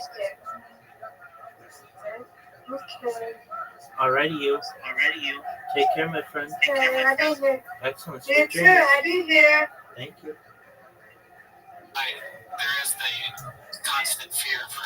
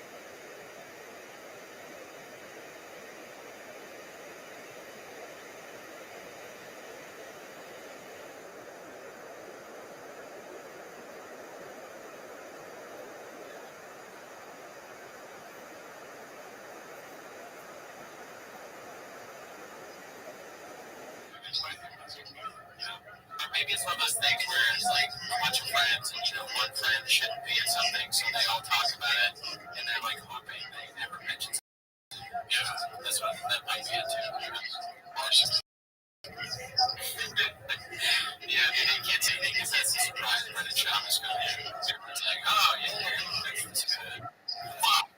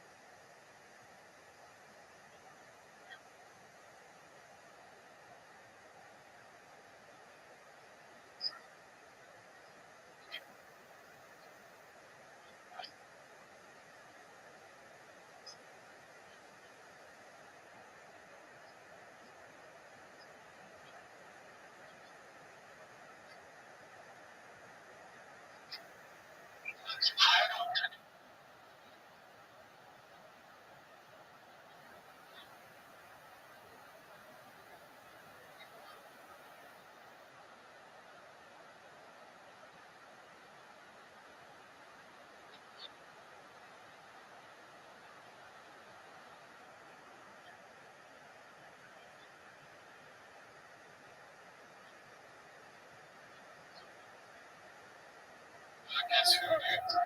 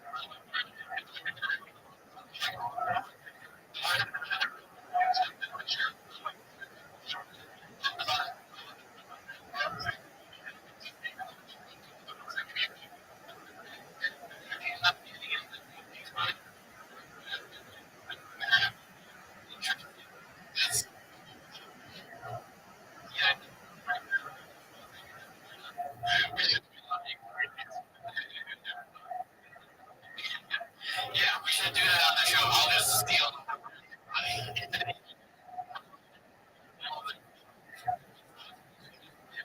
Yeah, I agree.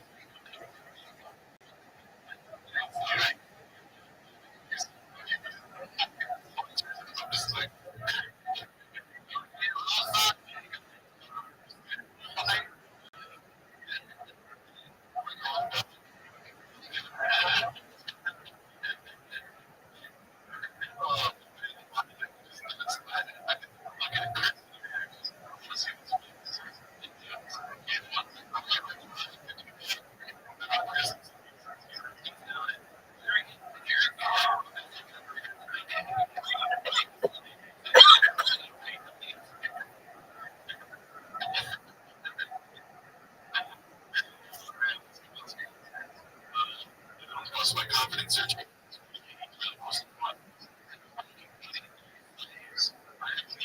I read the title. That's a different place. Let's see.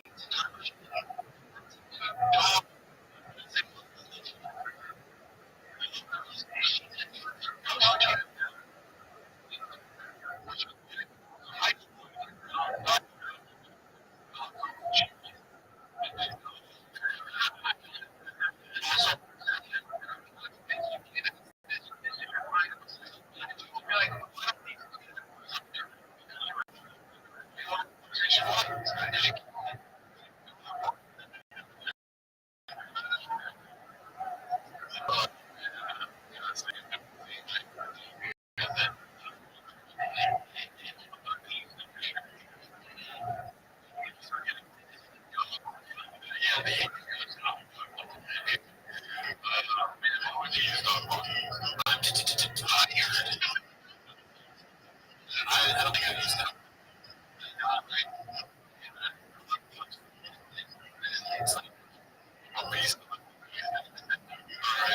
Let's see.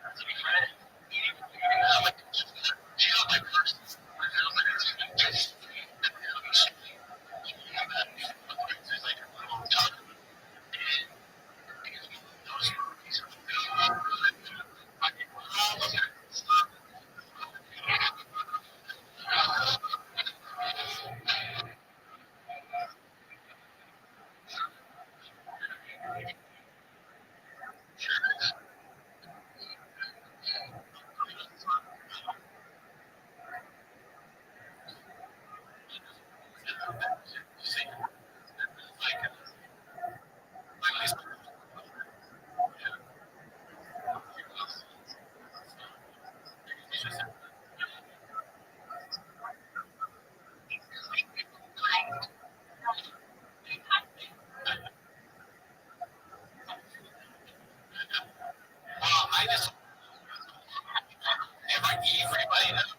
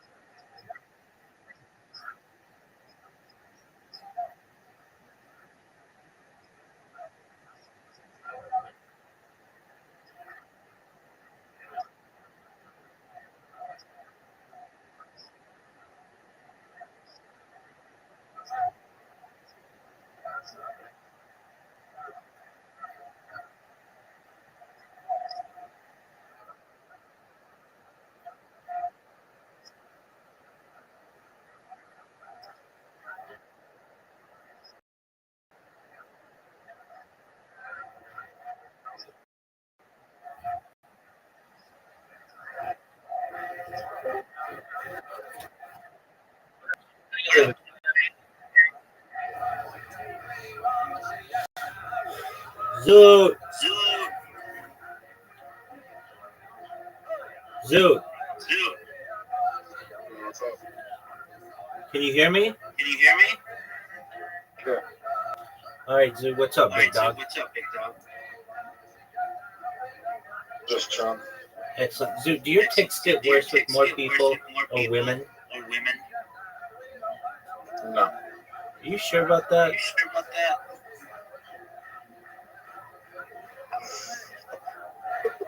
Woof woof. I don't know what that means. Are you ready to lose? What? Are you ready to lose? We're only got 4 days left. All right, Zoot. I'm not here to be a calendar. All I want to know is, are you ready to lose? Been losing my whole life. Zoot, don't talk like that. Are you ready to lose? Yep. All right.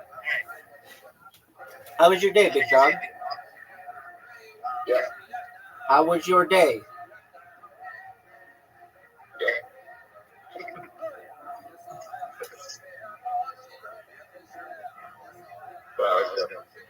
Dog, you're gonna lose.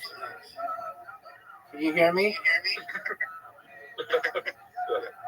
I hate this level.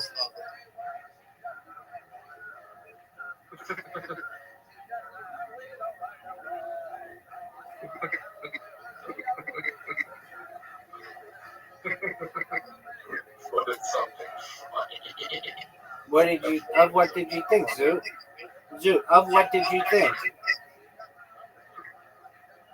When you go up to an ADHD person and you tell them that ADHD is not real, they're like, yeah, well, you're probably right. I just got the diagnosis for my amphetamine prescription for my prescription dog amphetamines. When you go up to an autistic person and tell them autism is not real, they lose their whole identity and fucking have a meltdown. Okay, I don't really find that funny, but okay. It's funny. Go, baby, go, baby, go, baby. Go, baby, go, baby. Are you serious? Zoot, are you fucking serious? Zoot, are you fucking serious? Zoot, are you fucking serious? Zoot. Zoot. Are you fucking serious? How the fuck did that not go in the black strip? Zoot. Oh, Zoot, that was some major league bullshit. Did you know that the Dodgers lost to the Blue Jays tonight?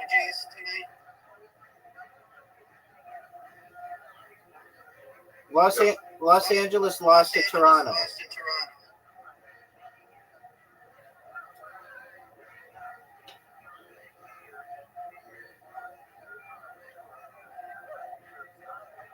Do you like Toronto?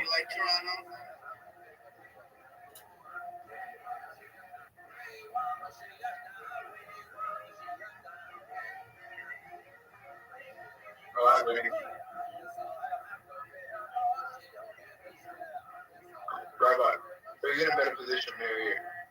I think I am. You are now. Correctamundo, son.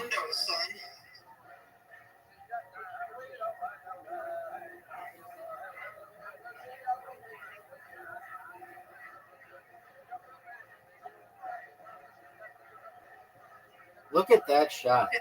Zoot. Like less than 10-minute drive. On the freeway. How long would it take to walk that? Ooh, probably like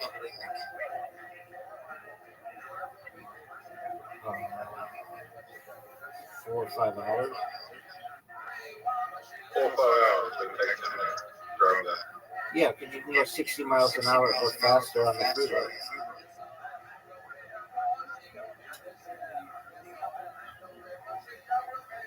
I take the 405 to the.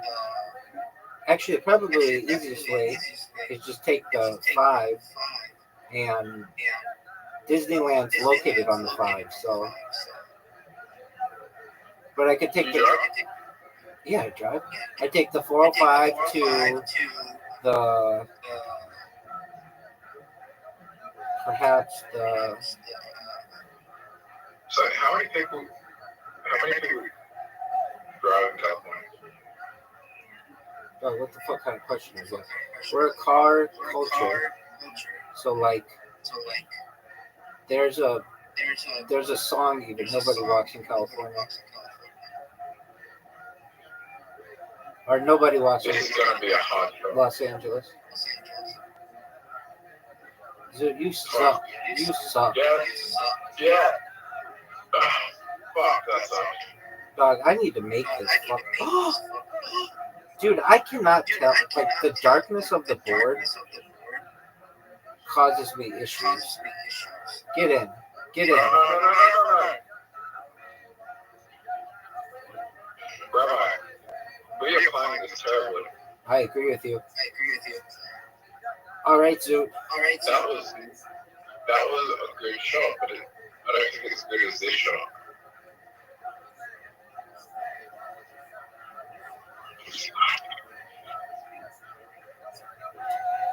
Yeah. You have to get it in.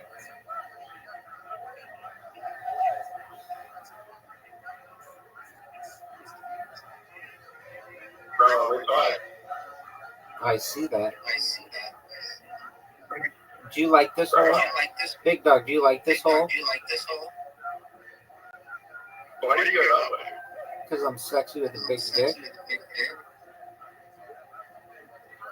I don't know why you go that way. Best option to do this. Why are you fucking me? Best option to do this. That's not a bad move.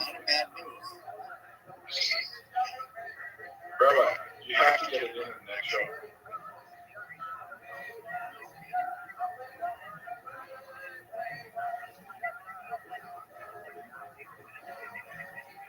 Fuck. I want to know what it feels like.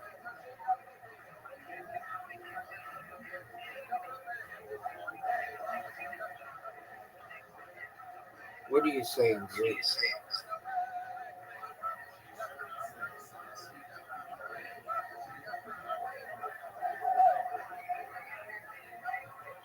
You're talking. What the fuck are you talking about? Zoot, Monday cannot come fast enough for me. Monday's 2 days away. I know.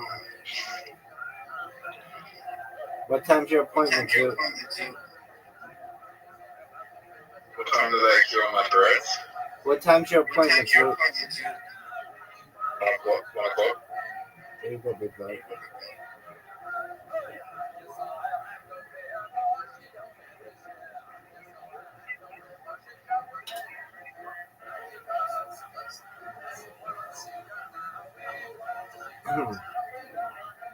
This would be the best shot, baby, of my entire career.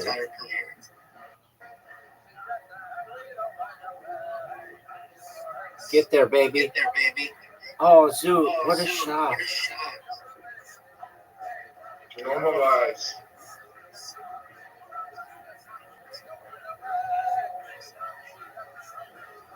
Zoot, you had me beaten, and I got you.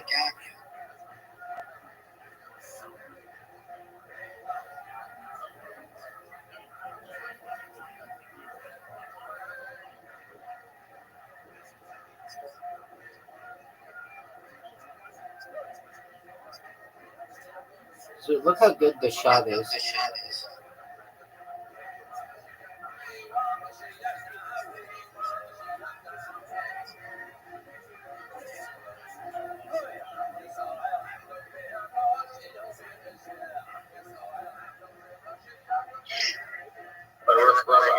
What up, baby? You remember that video that you told me about in 2006 where we're standing outside the American Psychiatric Association, and they asked all the psychologists if they ever cured their patients. Yeah.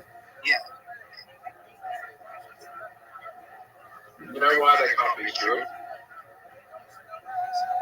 Well, Everything that they diagnose with people with are lifelong conditions that can't be cured. But there are things that can be cured, like gambling addiction.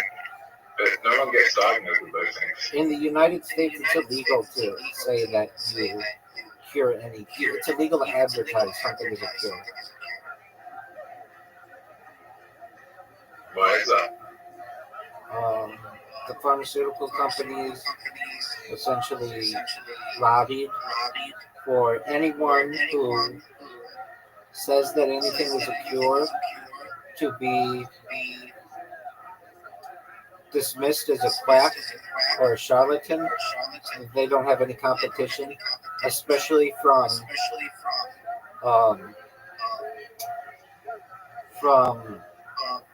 homeopathic remedies.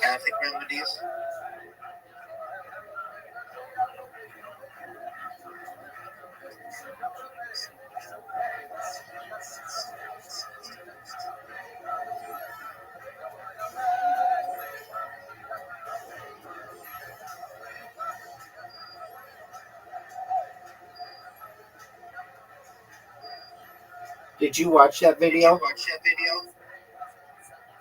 Yeah. Were you able to find it? Yeah. But I know how to cure gambling addiction. Alright, how do you cure the gaming addiction, dude? You join the Amish. They're not the Amish, they're the Amish. Yeah, so you join the Amish. Dog, the Amish like video games maybe more than like non-Amish people. What are you talking about? The Amish kids, I've seen like a documentary, or I've seen a podcast and like a few documentaries, and those kids fucking love gaming. How do they get? They get into quote unquote the English world where it's outside of the purview of their families, and they'll get a Game Boy, or they'll have like an older brother who goes on Rumspringa, which is like this kind where they can do whatever they want, and that sibling will get them access to things that they normally wouldn't have. I got an idea. What's your idea, Zoo? I mean, have you ever seen an Amish person addicted to Minecraft?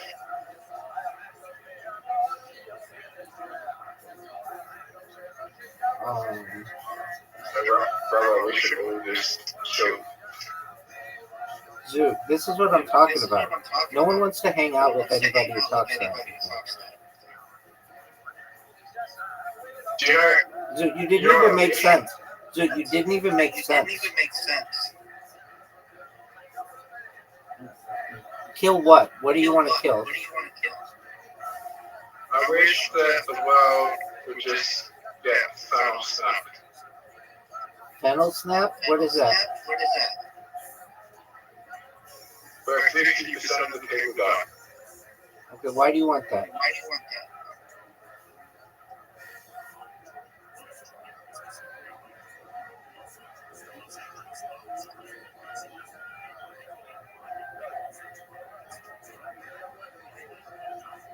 Why? That's what I asked like 5 minutes ago, yeah. I don't know, it's cool from that. Just to say 50% of the people die. That's not a cool concept at all. That idea sucks. Alright, make it 80%.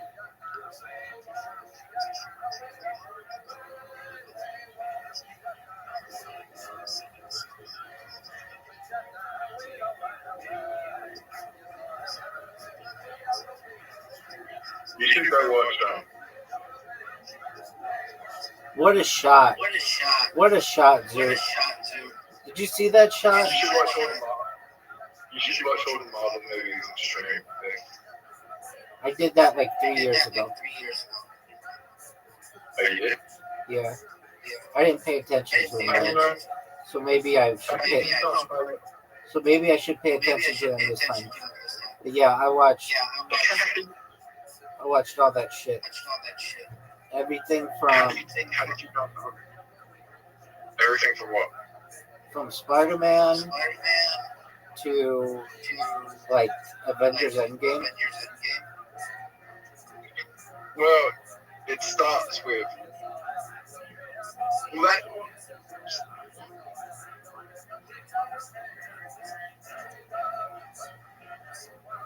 What'd you say, big dog? What'd you say? That's the one with the Thanos snap. With the what? That's the one with the Thanos snap.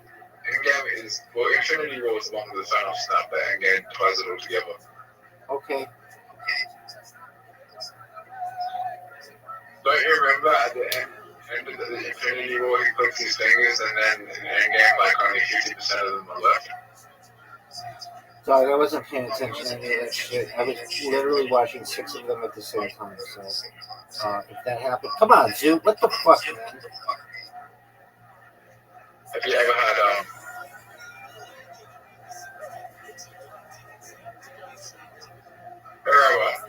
Zoo, have I ever had what? What is going on? Your kicks are off the chain. Rabbi, has this ever happened to you? Whatever happened to me? When you were a teenager, right? Did your,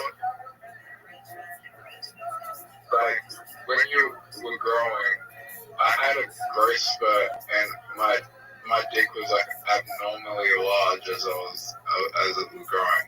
I'd never been able to get to that size again. Did that ever happen to you? I don't think I paid that much attention to my dick. No, but I just woke up one morning, right, Rabbi.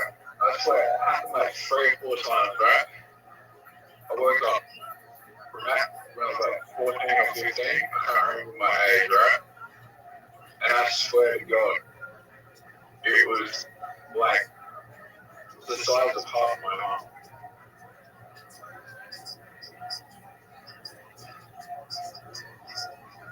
It was like 11 inches, and I don't know how I got it that big.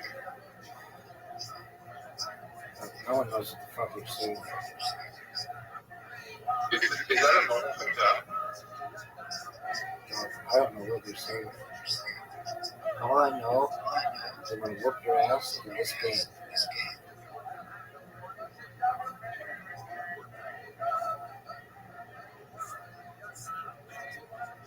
Oh, this is a big move, Zoo. This is a big move, Zoo.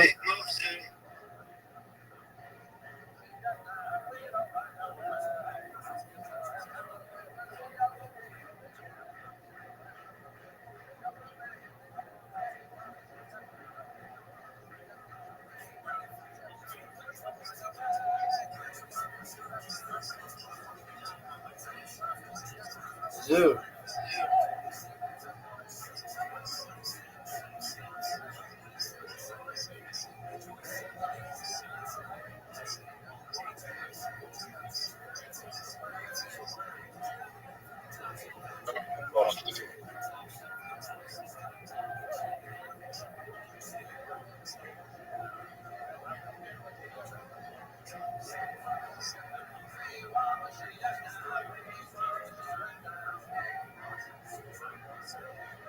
You're up, big dog.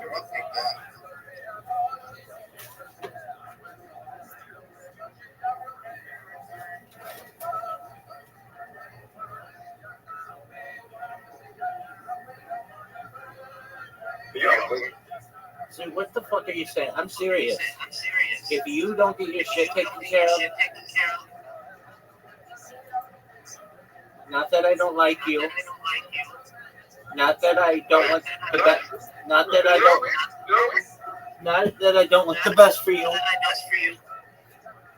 but Rabbi, the most obvious move And I just made it.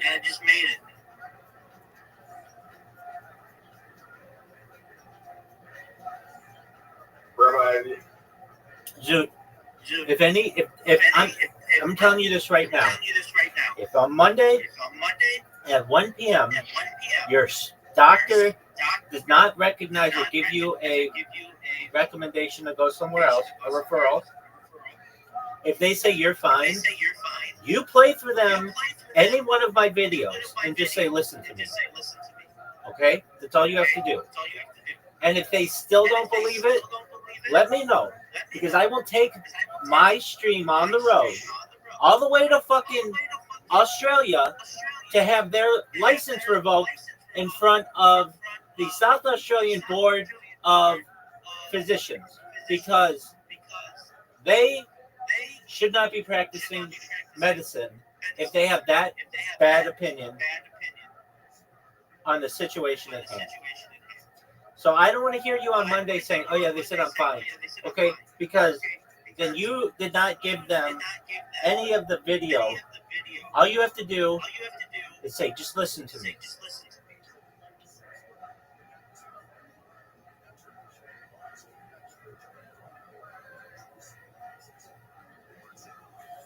And you're such a nice person. But you came in here, I was asleep, and you said the N-word.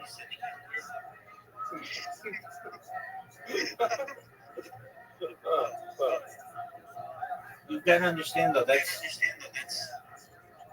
is not something that people think is okay. I would never say that. You did. And you and I both know that you would say that. Not that you can't control it. And that's what's the hardest part of this, dude. If you could control it, well, then I would have just thrown you out a long time ago. But you can't control it. And so it's very difficult. I never intentionally in the way. Right, it was unintentional.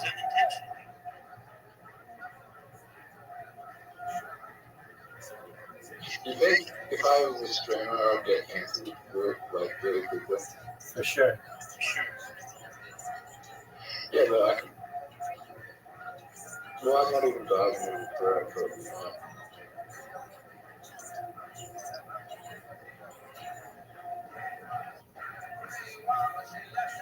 Bye-bye. Yo, big dog. And you have to tell them that you have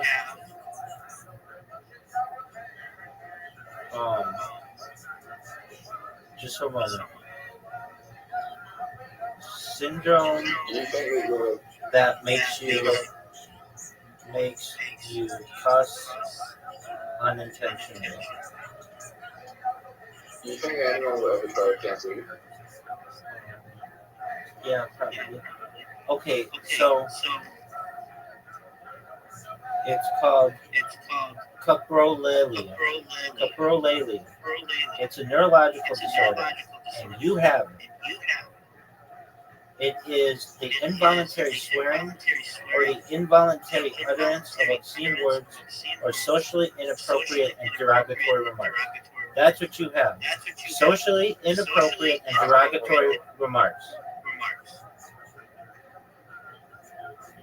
And you tell your doctor on Monday that you're losing friendships over this, and you don't want to have to deal with it anymore.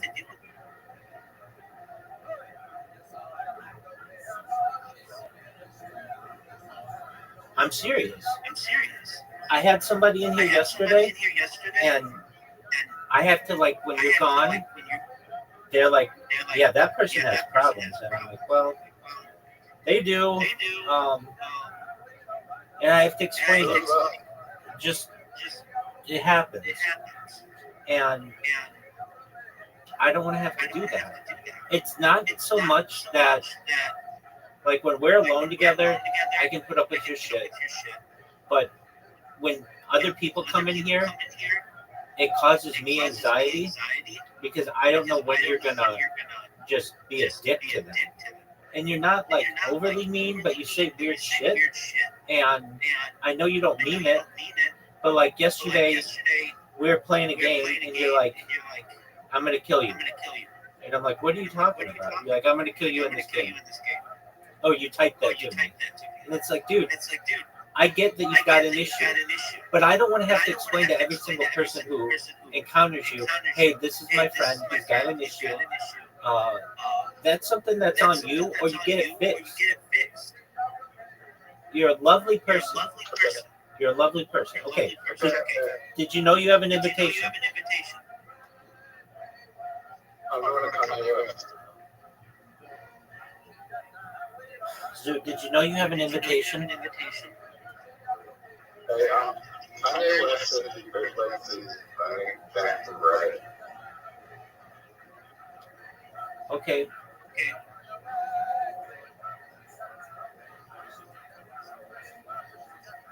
So,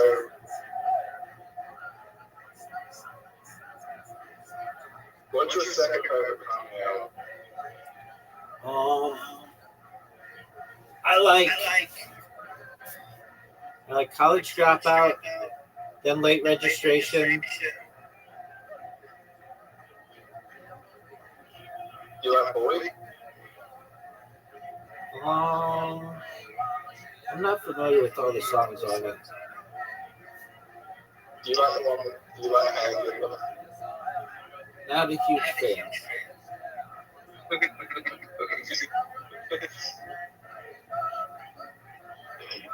Do you think that song will be popular in the future? It was streamed to be number 2 in Israel, so perhaps.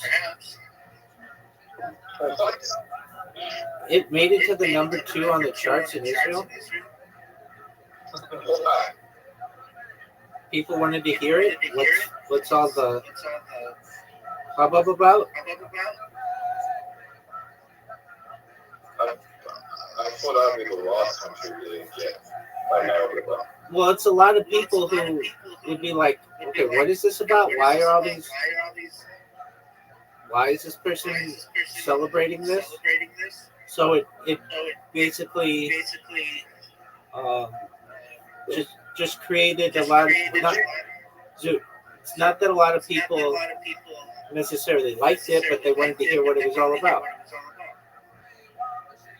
Would you ever live in a cathedral? Yep. When I was a kid, it was considered, but it was somewhat unsafe. And really the safest country for Jews in all our history has been the United States. And then I considered it again right before the pandemic. I had made some plans to visit, and then the pandemic occurred, and instead of traveling, basically the entire United States was put on lockdown. And then I started streaming my life and recognized that I really enjoyed doing this, and I may travel to Israel in the future. I may live there. I want to retire there, but it's gonna probably be at least 20 years until I do that. But there's a city in which I'd like to retire. But I have this problem where I produce a lot of saliva and a lot of saliva comes out of my mouth. But how do I fix that? Talk to your doctor on Monday. How old am I? So your tics are really bad today. I am 30 in January, which is how long to the stuff that.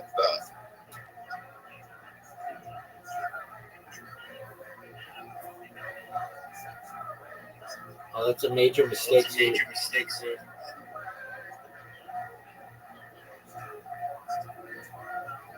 Helping make billion in like 2 hours.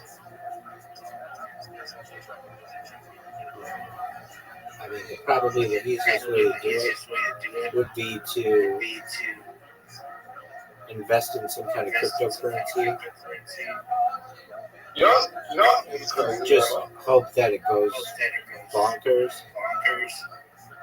You know what's crazy? There's probably like you could probably click like 25 buttons on here, and you could probably make $1 billion if you just knew the right combination of buttons to press. That's correct. That's fucking insane. It is wild. It's fun.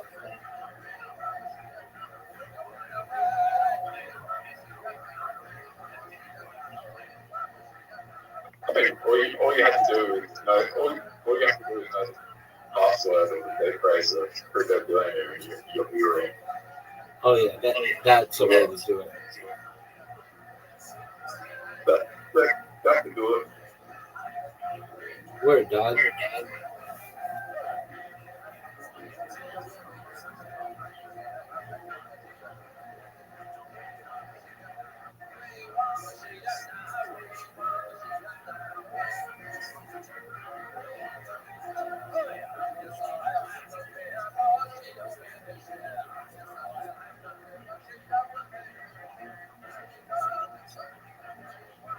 I mean, a lot of these international crypto exchanges have great security. You can hack in and probably steal like $2 billion right now.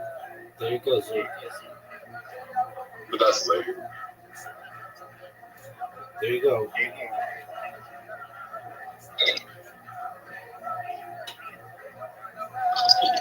You know why people don't do rob banks anymore? Because they don't rob banks. Yeah, at least in the United States, you don't make that much. I used to work as a teller, and we put in a lot of safeguards against getting robbed, like bulletproof glass, and we had these like die packs. So if somebody comes to your window and demands money, you just give it to them, but then you put a die pack in it, and all of the money will, like instantly, once it passes the door frame, it gets dye on it, and it makes everything like a bright pink, and then it's really easy for the police to get you as well.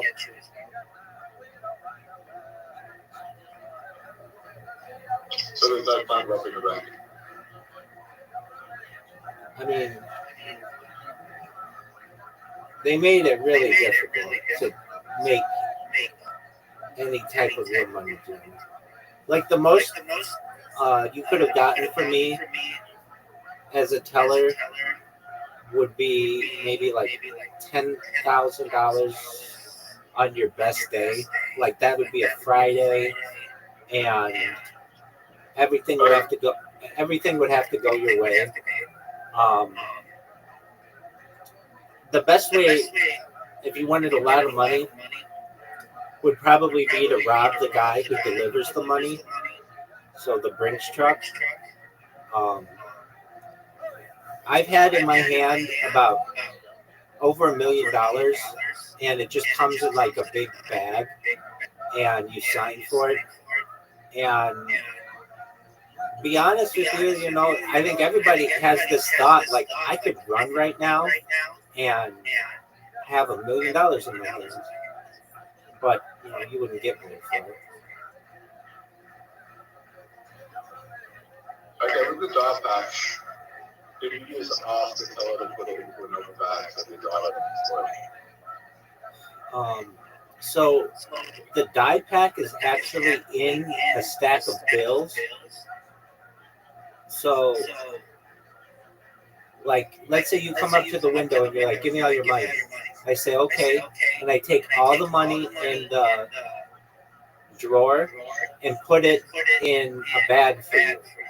And then you take that bag and you run out. And then once you pass the front door, there's a sensor. And then one of the packs of 20s actually turns out to be a die pack, and so you don't know the difference between the money and the die pack.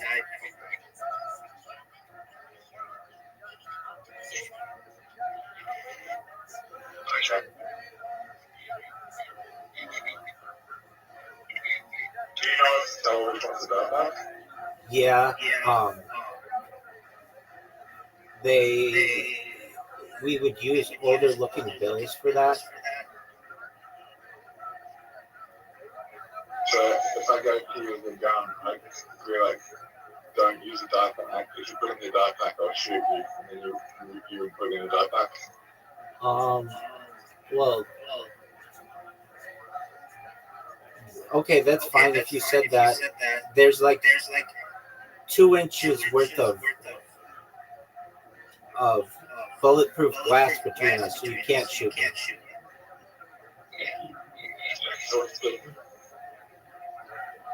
So what are you gonna do if you can't? You know, you could seriously shoot at that glass all day long and not make a bullet through it. But let's say you asked me really nicely, and I was like, okay, I won't put the die pack in there. Then there's a silent alarm, like right below where you're transacting business.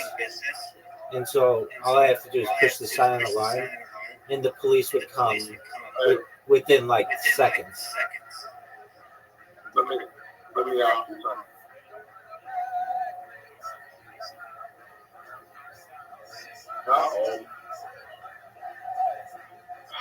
So there's no way that you can. Why would you give someone money if you can't get shot? Why would you give a armed robber money if you can't get shot anyway? I mean, if they want it, go for it. But they're going to be doing a lot of jail time. In the United States,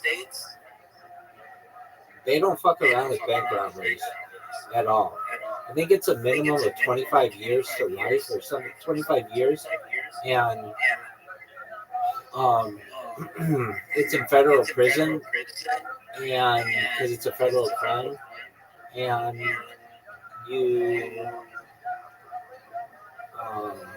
don't get a lot of money out of it. Like, I had known tellers who had been working for a long time, and they had been robbed, and they would tell their stories, and it's obviously like a really intense time, and the people have like really just difficult memories from being robbed, and like PTSD and such. And I've known people who've been like in hostage situations, and they were fortunately able to recover pretty well from them, but not everybody does. And at least in a financial institution or a bank, if you're a teller, it's always going through your mind, I could get robbed. So like you have to be careful when you're like going to your car, that somebody doesn't, try to follow you into the building and such. There are a lot of safeguards. There were a lot of safeguards that we had. And this is 20 years ago. So I'm sure there are even more safeguards now, but the big ones that we had were bulletproof glass. Nobody ever tried to rob us because of that. And then the die packs and the silent alarm. Those 3 things, it makes it really, really difficult. We'd even sometimes accidentally, there would be people who would hit the silent alarm unintentionally, like maybe they're they would bump it or something, and Rabbi, the police would come within like 45 seconds. They were so fast. Rabbi, you know what I give you all gameplay right now? A 10 out of 10. I've been smoking it. No.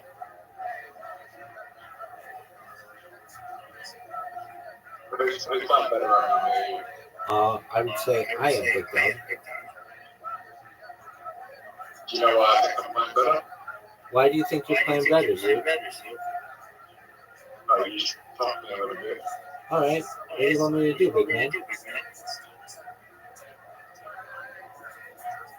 I'm playing better. Are you sure about that? I mean, look at that. I'm looking. I don't really see anything too impressive.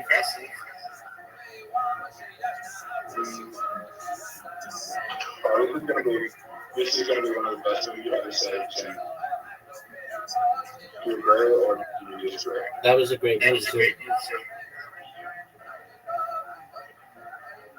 So,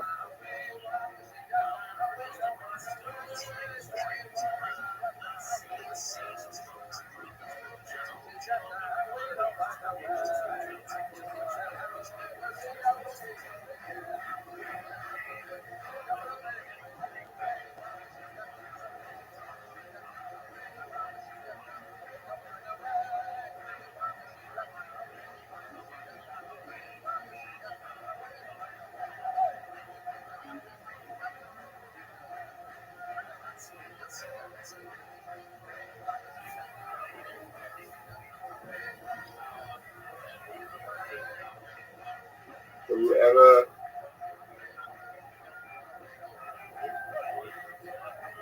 Oh, Rabbi, I fucked up. Yeah, you did. You think it's possible for me to win?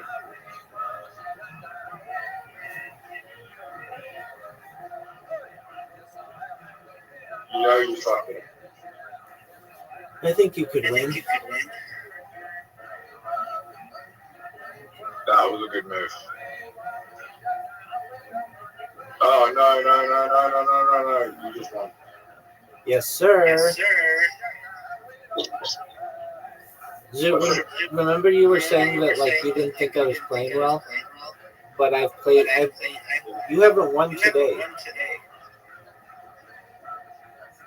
Rabbi, What up, baby? who's an artist that's never made about Does it have to be an individual? Can it be a band? Yeah, it can do that. Arguably the Beatles. Beatles haven't been bad album. What's a Beatles bad album?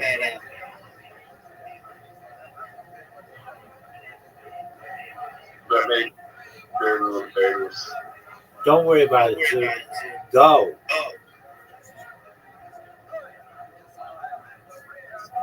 I don't know all the Beatles albums. All right, but go. Fucking hell.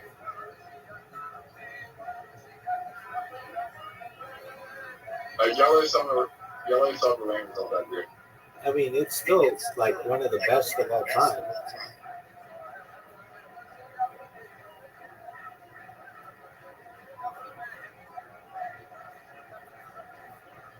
Tell me what you are. Zoo, you are just Yeah, gonna. I'm bad. Zoo, you just need to have your doctor listen to these conversations. There are bad Beatles albums. Okay, what one?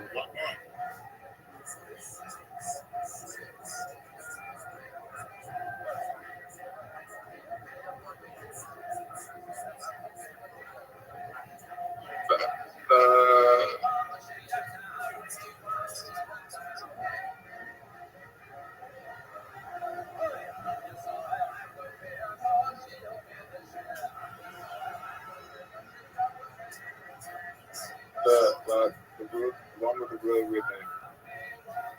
Sergeant Pepper's Lonely Hearts Club Band? Oh, that's a good album. Yeah, it's That album's amazing. really- Zoot, you have an Right, invitation. let's go back. Hang on.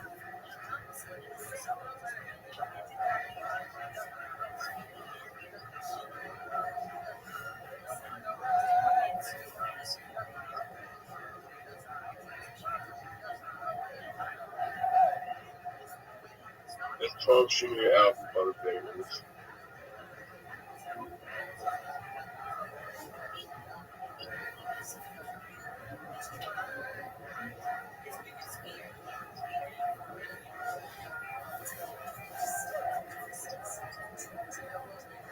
The thing about the Beatles is, even if you don't think it's a good album, it's been around for so long, people have really liked it. Help is not a good album. Shut the fuck up. Help's an amazing album. Everyone song on Help. Help? It goes, help. I need somebody, help. Not just anybody, help. You know I need someone, help. When I was lonely, so much longer than today, I never had anybody help in any way. And now and then it's all I'm not so insecure. And then I need to find a change of mind and open up the door. Help me if you can, I'm feeling down. But I do appreciate you being around. Help me if my feet off the ground. Won't you please help me? Help me, help me. That's a condensed version of it, but there you go. That's an amazing song. So did you know you have an invitation?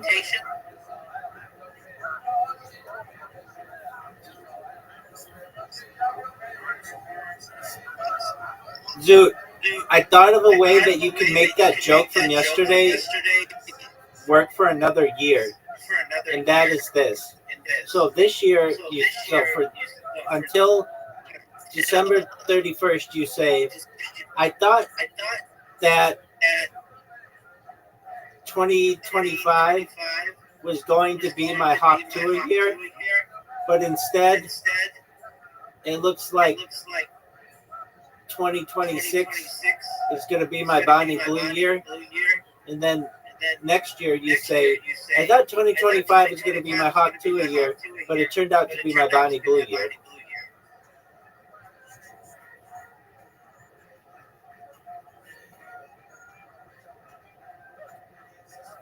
It's a hilarious joke. It's absolutely fucking hilarious.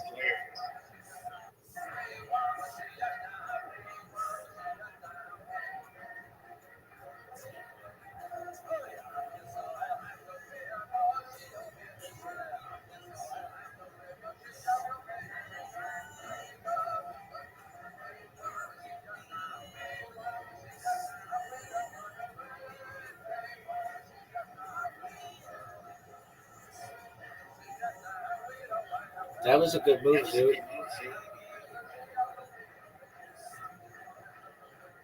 Zoot, you're done. Maybe not. Maybe not. You might have an amazing comeback here.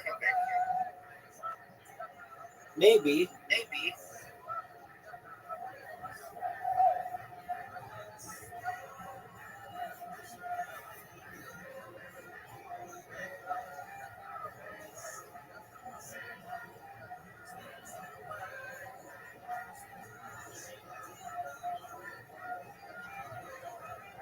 You're up, big dog.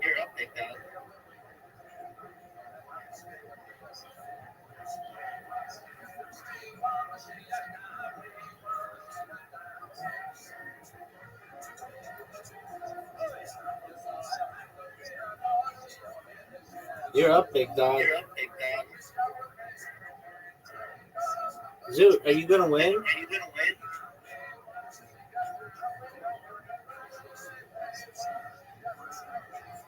Yes.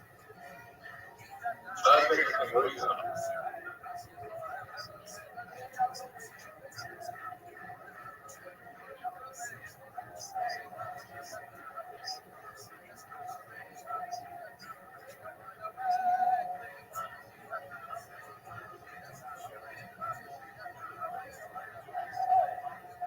You lost. Look. It's over for you, big dog. Look. You're done, son.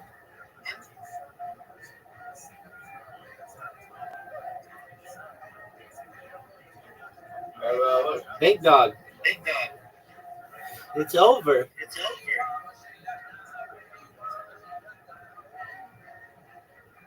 You're done, man.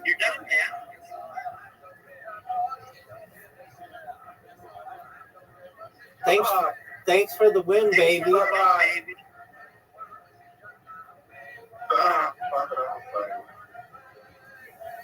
Zoo, you gotta beat me.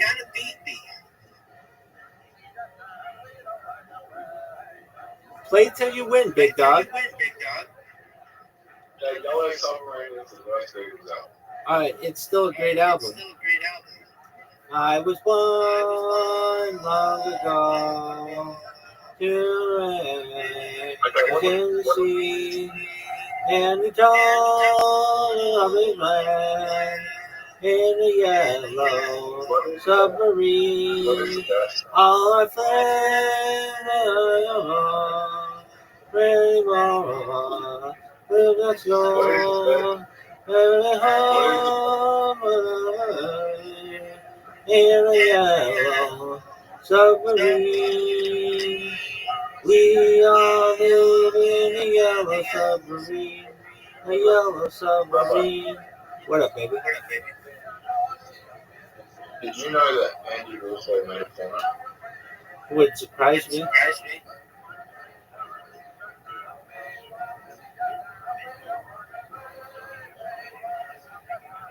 Do you think Andy?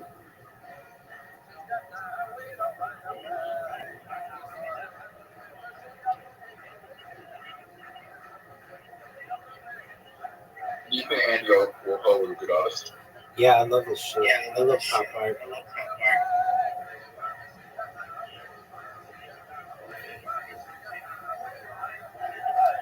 Pop art's like my favorite kind of art.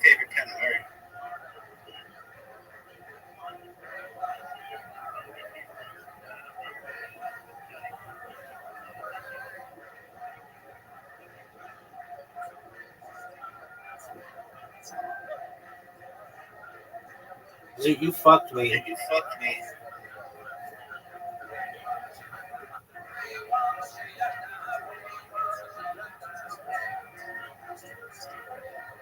Anyway, I'm gonna go. Zook, finish the game, son, and beat me.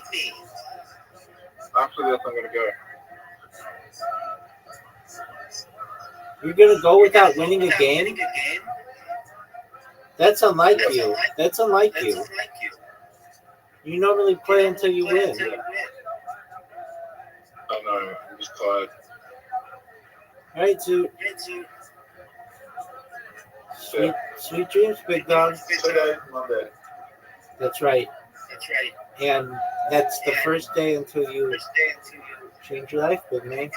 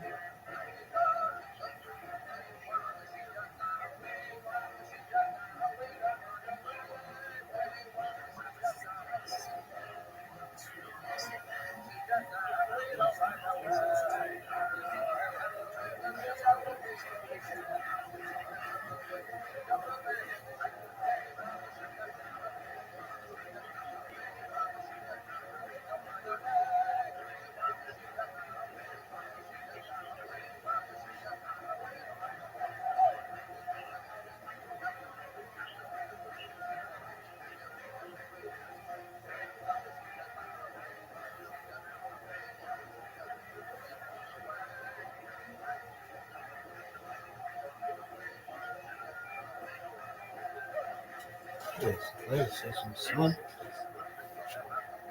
Well, let's move.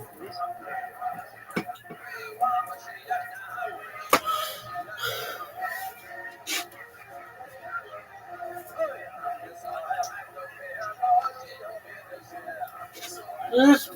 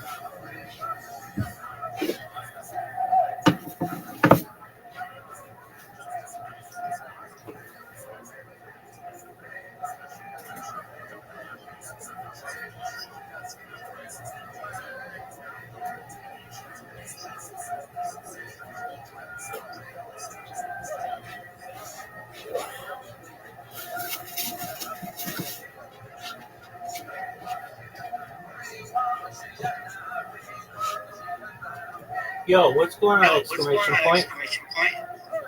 Can you hear me?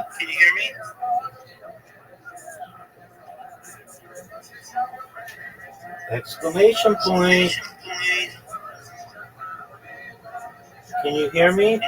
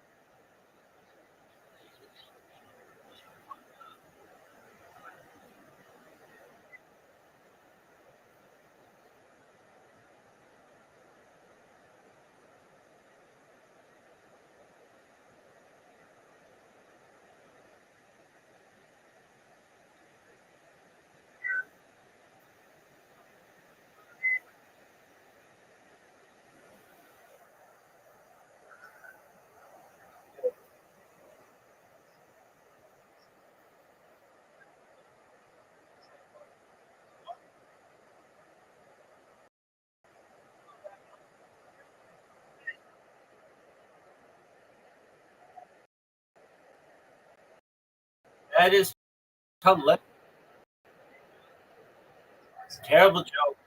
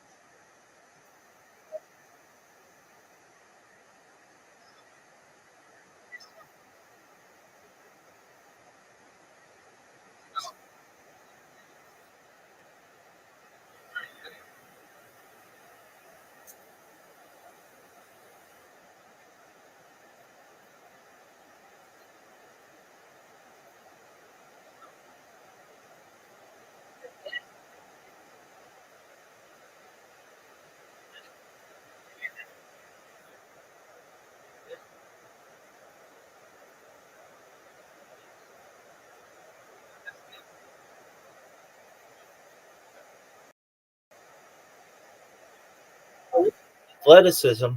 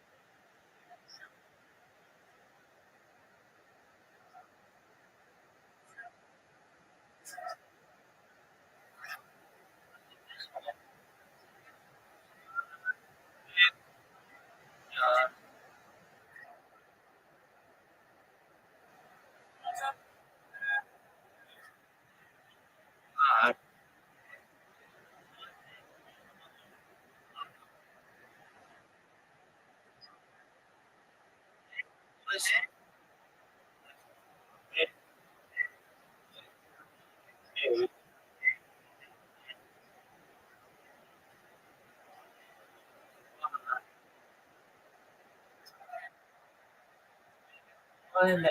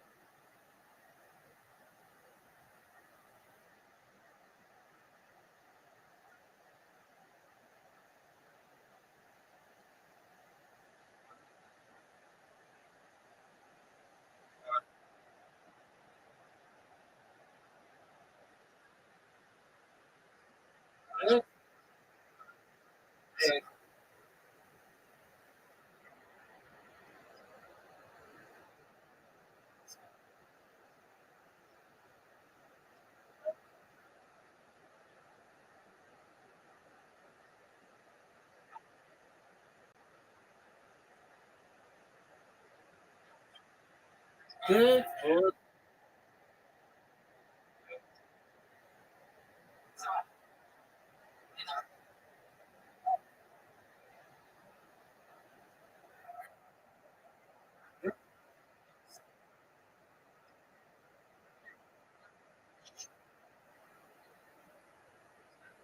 baby.